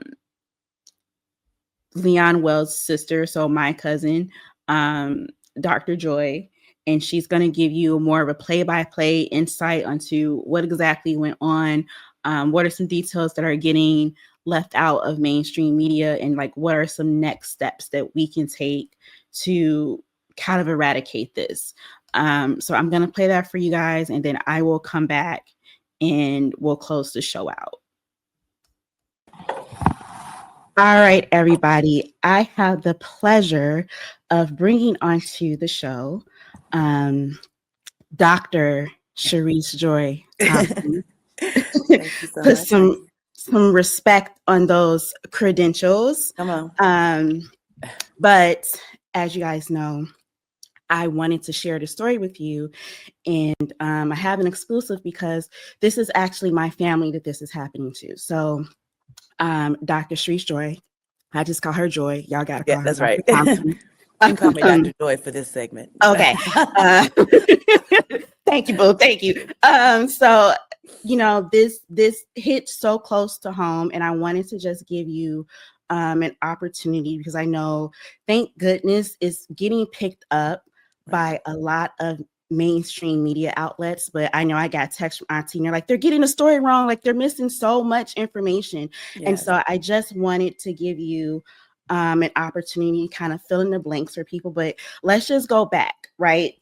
Let's just go back because this, of course, is coming right on the heels of what happened to Carrie Jones. Mm-hmm. And so on November 14th, Carrie Jones, who is a Dallas, Texas woman, was in active labor and was never admitted, never seen by a physician, and forced to give birth right there.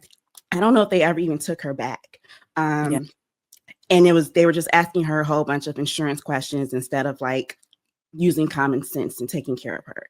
That happened on November 14th. Before we could even really process that outrage, this story with our family happened, November 16th? Yes. So less than 48 hours. So that, of course, happened in Dallas, Texas. This took place in Indiana. Kind of walk me through what occurred. And I'm going to play a video so you can kind of I want to show them Mercedes. So this happened to Mercedes Wells. Leon Wells is Dr. Joy's brother. Yes. That's my cousin. Mm-hmm. And I want to just show her. It's hard for me to watch every time I up. You can see that she is in agonizing pain. Mm-hmm. Kind of just walk us through why was she there? Was this like her main place, the facility that she would go to? Was her doctor located there? Why did she go to Franciscan Health this day? Well, I'm going to start here. Mercedes grew up in Northwest Indiana. She's very familiar with the area. Her parents still live in the area, and she was visiting family. The baby was not due until November 30th. So they told her November 30th, November 29th, or the first week of December, but they decided to stick with the November 30th date. So November 16th is early. And so she was not expecting to go into labor. She was visiting family, and that was the nearest hospital to where she is because her parents live in Northwest Indiana. And so she gets there. What time of day or night is it? So she started contracting at 12-ish, and she got there around 12:30 or so. She called ahead. So this is AM or PM? AM. She called So ahead. she called ahead. And so what can you share with us what they instructed her to do when she called To ahead? come straight to the emergency room. Okay. And that's what she did. She went straight to the emergency room. But when she was brought upstairs to labor and delivery, she was not taken to a birthing room. She was taken to triage. And from there, that's when she started feeling, that was the first question, like, why am I in this room and not going to the birthing room? I told you I'm in labor. Yeah. And so, go ahead. Go ahead. I was just going to ask, how long was she in the waiting room? Not even, she told me like 15 minutes or so, not even that long. I don't know. I think they came down right away to get her. Okay, so they came down from the waiting room, and 15 minutes they brought her to, I guess, the triage area of the labor delivery floor. Of the L&D floor. And so now she's being seen by nurses, the personnel there. And so, okay, walk me through that. Are they monitoring her, hooking her up, checking the baby out? Like, what are they saying at this point? So from my understanding, she was checked, her service was checked. They did put the monitor on for contractions as well as the fetal monitor in the beginning. And she told them, my contractions are 10 minutes apart, that they went to 8 minutes, and she was only 3 centimeters dilated is what the nurse told her. The nurse, go ahead. Did you have another? No, I don't have anything. Go ahead. Okay. So she was 3 centimeters dilated, but again, she's in labor. So they told her to continue to, walk the floor during that time. She was never on any monitors or anything like that when she was walking. She was not said, oh, well, if you're not past 3 centimeters, we're not keeping you. So she said that she felt already that they had it in their mind that they were not going to keep her, that they did not want that baby to be born there. And that, okay, wait, go back because you froze a little bit. So you're saying that they had her walk the floor. Yes, and then at some point, they told her that you're only 3 centimeters. She said, well, I'm in a lot of pain. I feel my contractions. And she said, well, do some walking and see if your cervix opens up more. And so she did walking. She walked around the floor. And this is from 1 o'clock until 5:30. And then she was checked again or so, around that time frame, checked again. And she was told that she was still 3 centimeters dilated and then she had to go home. And Mercedes immediately started crying. I mean, you see her crying, but she had been crying from the moment she said that, because she said, I'm about to give birth. I can tell. She's like, if you can, and the nurse said, you're still 3 centimeters. I can feel the head, but you're still 3 centimeters. She said, well, if you can feel the head, am I still 3 centimeters? Right. And she said, yes. She said, I'm telling you, I don't think I'm 3 centimeters. I think this is not, Mercedes is 38. This is her 4th child. The nurse was 25. Let's slow down. So she's 38 years old. To my understanding, at that age, that already kind of makes you more of a high risk pregnancy. So a little bit more of extra care and concern and alert just around protecting the mother, because at that age, that is a mature pregnancy. So she's 38, and this is her. You said this is her first pregnancy. Fourth. So she's been through this process, and she knows what it means to give birth and how far along she of course knows her own body. Yes. At any nurse point, was 25. She let her know that she was 25. She had been a nurse for 2 years on the mental health floor for a year or so, and then she has been on the L&D floor for a couple of months.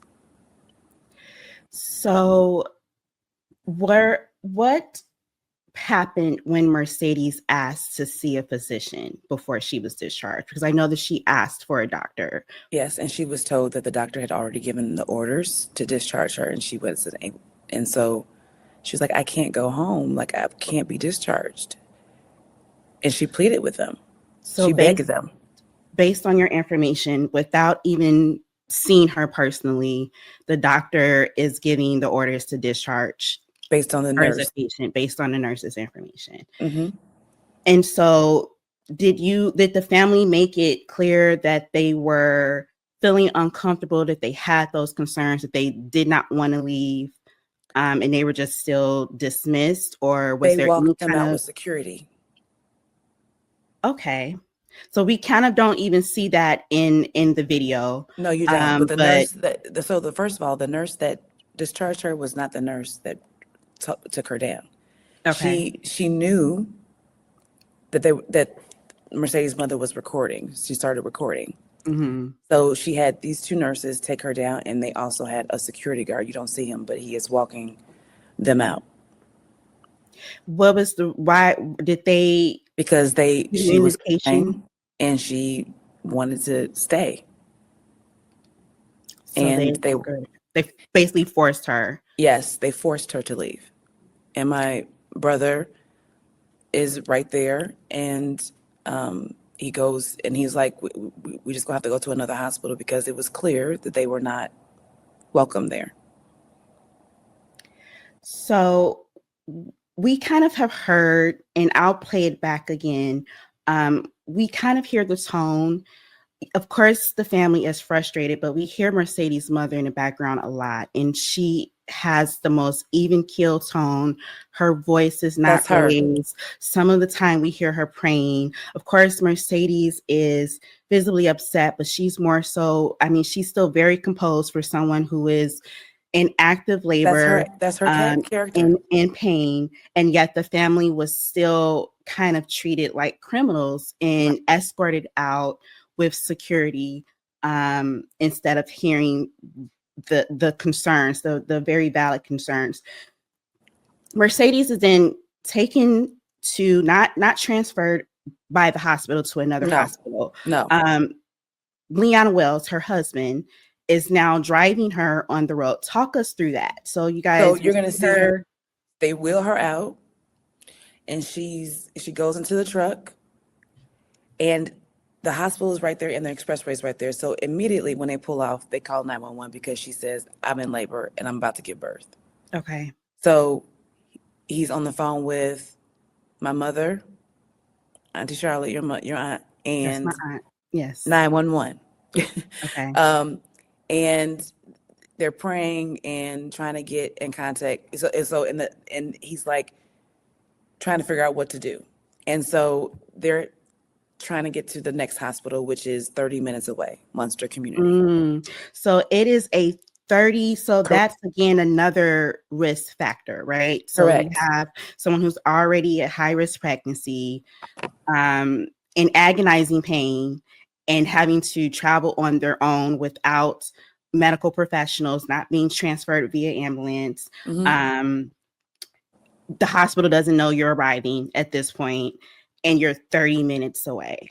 Yes. Okay. So they're driving on the expressway. 8 minutes in, she says, "I have to push." Wow. With one hand, he's driving. The other hand, he rips her pants off. Oh, sorry. Sorry. I'm going to show on the stage. So sorry. That's okay. Okay. So after so long, the lights go off. Okay. Yes. So, yes. She says, "I'm about to give birth." She said, "You have to help me with these pants. I got to get these pants off." Mm-hmm. He rips her pants off. He looks down, and the baby's head comes out.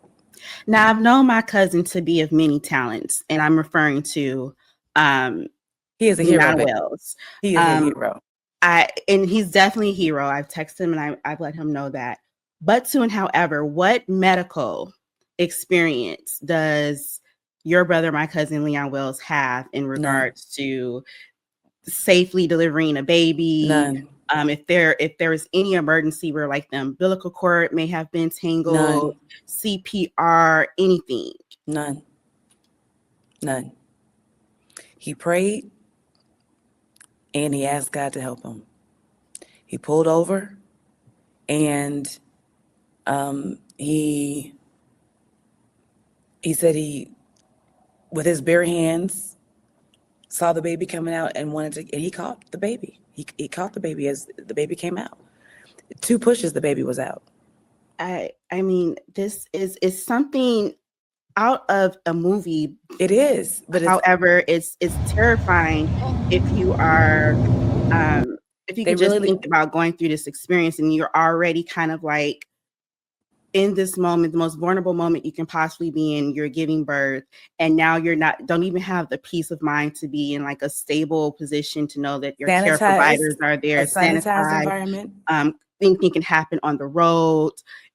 It's a blessing that mom and baby are safe now. What details from this story have not been conveyed, or what are some questions after seeing the story being shared so many times that people still have? I know I went on your Instagram and you were letting people know that this is not a hoax. Absolutely not a hoax. You can see the umbilical cord. You're like the blue thing right there. I'm a doctor. I'm letting you know. I'm not a medical doctor, but I'm letting you know. Exactly. That's what that means. But that's that thing. Yes. Yeah. What are just some other kind of like misconceptions or misinformation when it comes to the story that you would like to clear up for the family? The first thing was that they were irate, or that they were somehow kicked out the hospital. They were not kicked out the hospital. She was discharged and forced to leave. The other thing is, people ask, if she lives in Chicago, or Chicagoland, why was she in Northwest Indiana and Crown Point? That the reality is, it's not that far. And that was the nearest hospital when she was in early labor. That was the nearest hospital that she was that was near her. So that's the place that she went. And she called ahead. So they were expecting her. I think she called ahead. The truth of the so matter, they were expecting her. The truth of the matter is, it's so, to some people, not to Black women, right? But to other people who have not experienced this, it's so bewildering just to imagine that without a cause, you could be treated in such an inhumane way. And so they're trying to come up with reasons. Oh, maybe, you were presenting a threat to the hospital staff. That was absolutely not the case. Or, why did you go to this specific hospital? The truth of the matter is, in the United States of America, there is no hospital that any woman should not be able to be admitted to, care for, seen in appropriate time, and have the appropriate course of action taken when it comes to delivering a baby. Yes. Let me just start here and say this, is to piggyback what you just said. The reality is, as a society, we victim shame. Yeah. We look at the victim and we ask, the person that has been hurt, or what did you do? Why were you there? What did you wear? What did you say? Instead of asking, why did this hospital not take care of my sister-in-law? Yeah. That's the reality. Why was the hospital negligent? Why was the structure not in place, the processes not in place, the personnel not in place that were willing and able to listen to her, to hear her, care for her? And that's the question, not what did she do? The question is, what didn't they do? And we see it's a lot they did not do. They did not protect her. They did not care for her. It was not a hospital is supposed to be a safe place. In this particular case, it was not safe. Yeah. I want to go over some data. Let's kind of help frame for people. These are findings from the CDC. This is taken from the Policy Center for Maternal Mental Health. And they are reporting that the disparities have widened for Black women who now have a mortality rate of 50.3 deaths per 100,000 live births. All right, that is on average more than 3 times more the rate for white women, and significantly higher than Hispanic and Asian women. And Black women had 50 deaths for every 100,000 live births in 2023, which is up from 2022. We don't have any data yet from CDC from 2024 or 2025, but this is decades-long trend lines that we're seeing where there is a discrepancy and a disparity in the treatment that Black women face when they are giving birth in a hospital.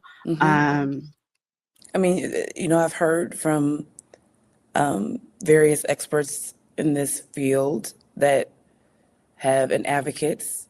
For example, Nurse Hamilton, Jen Hamilton, she discussed how up until 2015, most nurses' textbooks talk about in the culture section how Black women have a higher tolerance of pain, and how Black women, you know, sometimes can deal with pain differently, and that adds to, I think, the bias and the stereotypes that are perpetuated in the society. The reality is that Black women are often put in positions because of biases and prejudice ideas about who they are, and they were judged. They were both my brother and his wife. And I think that's another misconception, not saying that, you know, when people have babies together, they don't have a partnership or a lifelong partnership. There's nothing, but this is his wife. Yeah. And they have committed to each other to raise their children and to, you know, honor God and to be good citizens of these United States of America. And so they were not treated that way. They were not treated like tax-paying citizens of the United States. I think that's an excellent point. I have a report here from the KFF, and they've also documented that there are studies that have found that high-income Black women have the same risk of dying in the first year following childbirth as the poorest white women. Okay. Other research shows that Black women are significantly have higher risk of severe maternal morbidity, such as preeclampsia, and that's significantly more common than maternal death. So it's not just the risk of death, but it's all of these health challenges, it's all of these racial biases that we face in the healthcare system.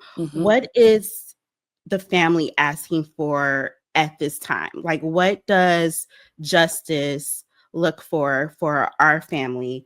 As you mentioned, this didn't happen to a family that is not supportive of each other, that is not close-knit. This is a hardworking family. I know Leon is a business owner. He's a small business owner. He's been that for decades. He's had his own business, church going family, successful business. Like honestly, the family is in its own right pillars of the community, and we were still treated this way and still seen as less than and inferior in the healthcare system. So it's not just us that we're asking justice for. I want to make that clear. But what is the ask right now? What do we want to ask people to do to help us? Well, first, we simply just want for the hospital to meet with my family and their attorney. That's first off. Okay. We would like to see her records. We would like accountability. We would like, you know, a lot of different, we want some answers. We think there needs to be some policy changes at the very least. You know, the reality is labor is a emergency and some laws were violated here. So Maybe we need to do some state laws. We want some macro change. We're not looking for micro change here. We're looking for macro change. And then, we'll see where that takes us. But the reality, at first, we need accountability. That's for sure. We need accountability. We need an apology. We need a statement that explains what happened. And we need this not to ever happen again to another family. Really quickly, you mentioned some laws being violated. We do have in place the Emergency Medical Treatment and Labor Act law. This was shared to me by Attorney Anderson on her Lawyer Bay Esquire Instagram page. And so I just want to go through here, and you can blink twice if you let me know. I don't want you to say for legal reasons, but you can let me know if any of this is sounding real familiar in this case. So the first thing is this law requires a mandatory full evaluation. That means that if a pregnant woman arrives and she's having contractions, the hospital must check for dilation, monitor the baby's heart rate, assess the contraction pattern, check vitals, and rule out emergencies like bleeding, preeclampsia, or fetal distress. Okay. The second thing this law requires is that they can't turn patients away. Okay, under this law, you can't be sent to another hospital because you have no insurance, because your OB delivers somewhere else, the unit is busy, or the staff simply does not want to deal with it. Mm-hmm. And you must have safe transfers. Okay. Approved by a physician, accepted by the receiving hospital, documented, monitored, done with medical personnel, safe for both the mother and the baby. This was the second one that went out of order, but there must be mandatory stabilization. So if a pregnant woman is in labor, you got to treat her, monitor her, ensure the baby is safe, manage any pain and bleeding, seizures, high blood pressure, all of that good stuff. So a quick glance is not enough. Not doing a full evaluation is considered a violation under this law. You cannot discharge or transfer unstabilized patients. You must assess and stabilize patients first. And telling someone to drive somewhere else is a violation. Okay. Failing to document or respond to distress. Any of those things. Waiting, like the case with Carrie Jones, waiting because of an insurance issue.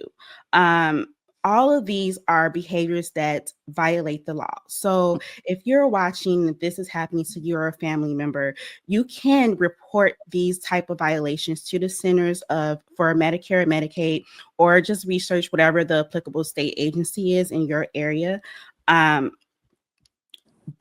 to Dr. Joy's point, there needs to be a conversation. I know that it was reported by ABC that there was a statement that came out from the hospital. This is from the CEO, Raymond Grady, that they are aware of the video and the concerns, and that they, don't want to make these situations more difficult for people. But have they reached out to the family yet? As of today, November 20th, has the family heard from this hospital? From my understanding, no. They are not releasing, they're refusing to release her medical records. They're refusing to meet with the attorney and and my family, our family. So I think they're conducting an internal investigation, and then afterwards, perhaps hopefully we'll be able to have answers, but we want answers now. I think that's more than fair. I think the ask is more than fair. The ask for accountability, the ask for justice, the ask that people be treated like humans when they are in distress and giving birth. Dr. Joy, any last sentiments? I have the number down at the bottom for people to call who want to kind of urge the hospital to say, hey, the family is asking that you come to the table. They're asking to review their records. They're asking for transparency.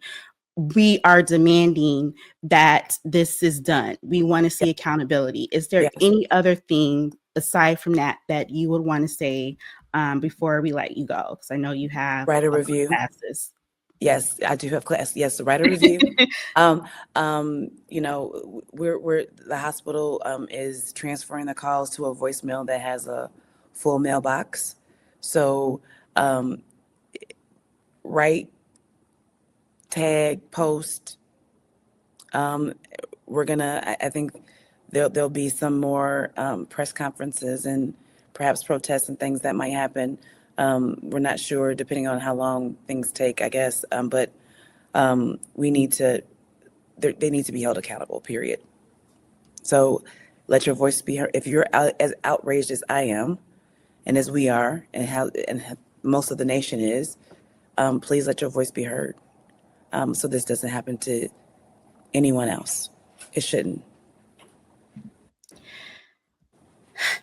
Thank you so much. Thank you. Dr. Joy, for being here with us today.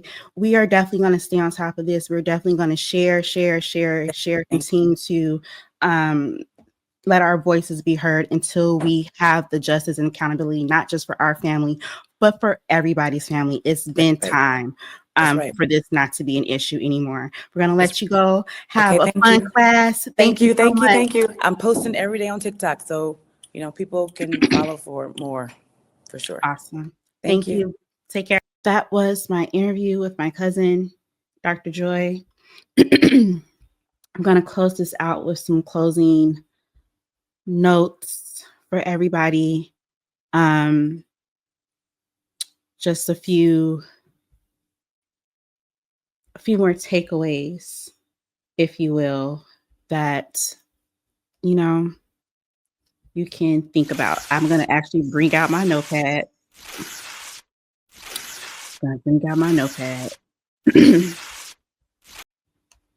All right, so here we go.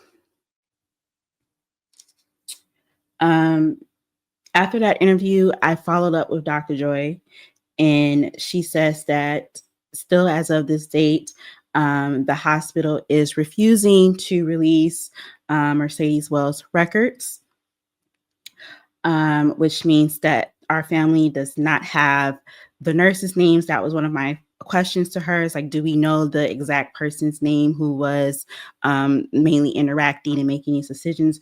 We don't, because they won't release Mercedes records. We don't have the nurse's name.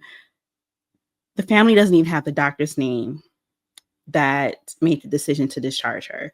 We don't have any ability to review like what her actual health stats were. And so that is still posing an issue. I want to recap. Let's just recap because it's important. So I'm, putting my very serious reporting face on. So Franciscan Health Crown Point refused to continuously safely keep and monitor Mercedes as she was letting them know that she remained in active labor due to her being, in their opinion, only 3 centimeters dilated. However, even upon insisted request, the doctor refused to see Mercedes in person. Could you imagine? Can you imagine going to a hospital and having any serious medical emergency, but especially giving birth, and a doctor can't even be bothered to come talk to you, even if he or she, because we don't know, making the decision to discharge her, just have the common decency to say that to her face so that could provide some type of comfort so that she wouldn't continuously be stressed, unnecessarily. Then to add insult to injury to an already dehumanizing experience, okay, the hospitals had my family escorted out like criminals, okay, instead of helping. So we could get the security here in record speed. no problem. But getting an actual doctor in the hospital to see a pregnant woman in active labor, unable to fulfill that request. Mind you, at no point were the cameras ever pointed to the hospital staff, the nurse, the personnel, which is why we don't have their names or are able to help have you put the information out to you to say, hey, help us identify them. That's how much of not being a nuisance or not being threatening to the staff my family was being at this time. As a result of Franciscan's health and Crown Point actions, Mercedes was forced to give birth in an unsafe and unsanitized environment, okay? Mind you, she's now have a newborn baby in an unsanitized truck with the nearest hospital being 30 miles away. Can you imagine what could have possibly happened? The risk that could have possibly happened giving birth in a vehicle, in a moving vehicle, or on the side of the road with no professional medical supervision? Anything could have happened. Any kind of additional birthing emergency could have happened, and there would have been no assistance there. You heard Dr. Joy say that the hospital has now turned off their phone. They are telling us to call Tyrone. They've turned off their phone and sending me mailbox full. You know how irritating that is to call somebody and try to leave a voicemail. And then you get some mailbox that you're trying to reach is full right now. So you mean to tell me you couldn't even be bothered enough to have a crisis management team on hand, or community relations team perhaps on hand, to take calls and set up like a little war room or whatever, and take calls and take notes and write down everybody that's taking the time to call in and ask for action, and then take that to your team? Just putting on everybody on red, huh? Interesting. The hospital is refusing to release records to meet with the family and their attorney. Okay. Listen, this whole ordeal, whoever experienced this doesn't just impact mom, baby, and dad. This impacts the whole family. Their parents are seniors. My aunt is a senior. My uncle is a senior. And, the family started sending these group texts and through group threads, and everybody is like frantic. Like everybody is stressed, feels helpless, and is frantic in this moment.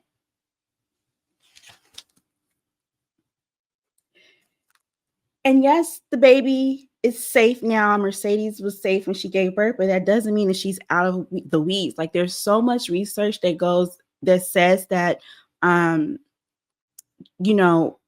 you're still at a high risk, all the way up to maybe even being a year or two postpartum. Okay. Just due to complications. So we need her records. And we need to kind of ascertain everything that was going on when she went into that hospital.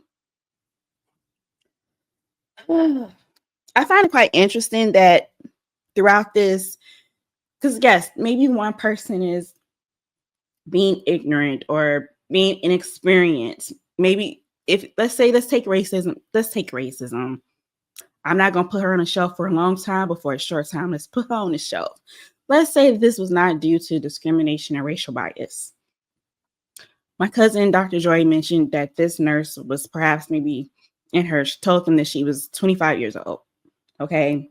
Had only been there for a couple of months in that L&D ward. Why was there no interjections by more senior staff?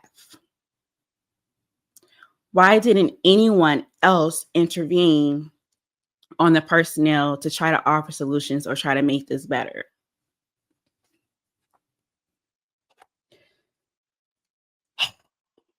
Listen, if this is not enough information for you to feel sympathy or empathy, and I'm going to now take racism back off the shelf and make that be an option. In the words of Matthew McConaughey in the movie A Time to Kill, I want you to imagine that she was white. Okay? I want you to imagine that this was a white woman that this happened to. Does this happen to white women? Are there cases, reported cases of white women historically being turned away from hospitals while in active labor? Because, hey, I come on this show week after week, or however often, and I tell you guys about how deep the racism is rooted in this country and how it impacts everybody. The reason that we have midwives and doulas in this country is because of the discrimination and disparity and the high risk and just the outright refusal to admit Black people into hospitals, to not allow us to be integrated into hospitals to give birth. So it's 2025. Listen, we blink and it's 2026. When is enough enough?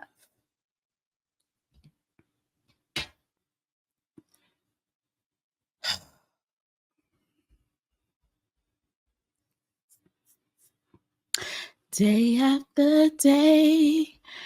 Thank y'all so much for watching this week's show. Please, like Dr. Joy said, if you are interested in helping our family, continue to tag, share, repost this video, share any of the videos that you see, make your own videos, and tag Franciscan Health and Crown Point and let them know, hey, first and foremost, don't appreciate you sending us to a mailbox that's full. How dare you not listen to complaints from the community for which you serve? Continue to demand justice and accountability. Continue to take care of yourselves. You can follow me everywhere at Chantel Siobhan. I'm gonna try to be back next week, y'all. I'm really trying to get my cadence back, but as you can see, got a whole lot going on. But thank you so much for being here, for watching me. You can listen to the show wherever podcasts are listened to: Spotify, Apple Podcasts, Amazon, wherever you get your podcasts. You can listen to this show and take care of yourselves. Be well. Bye.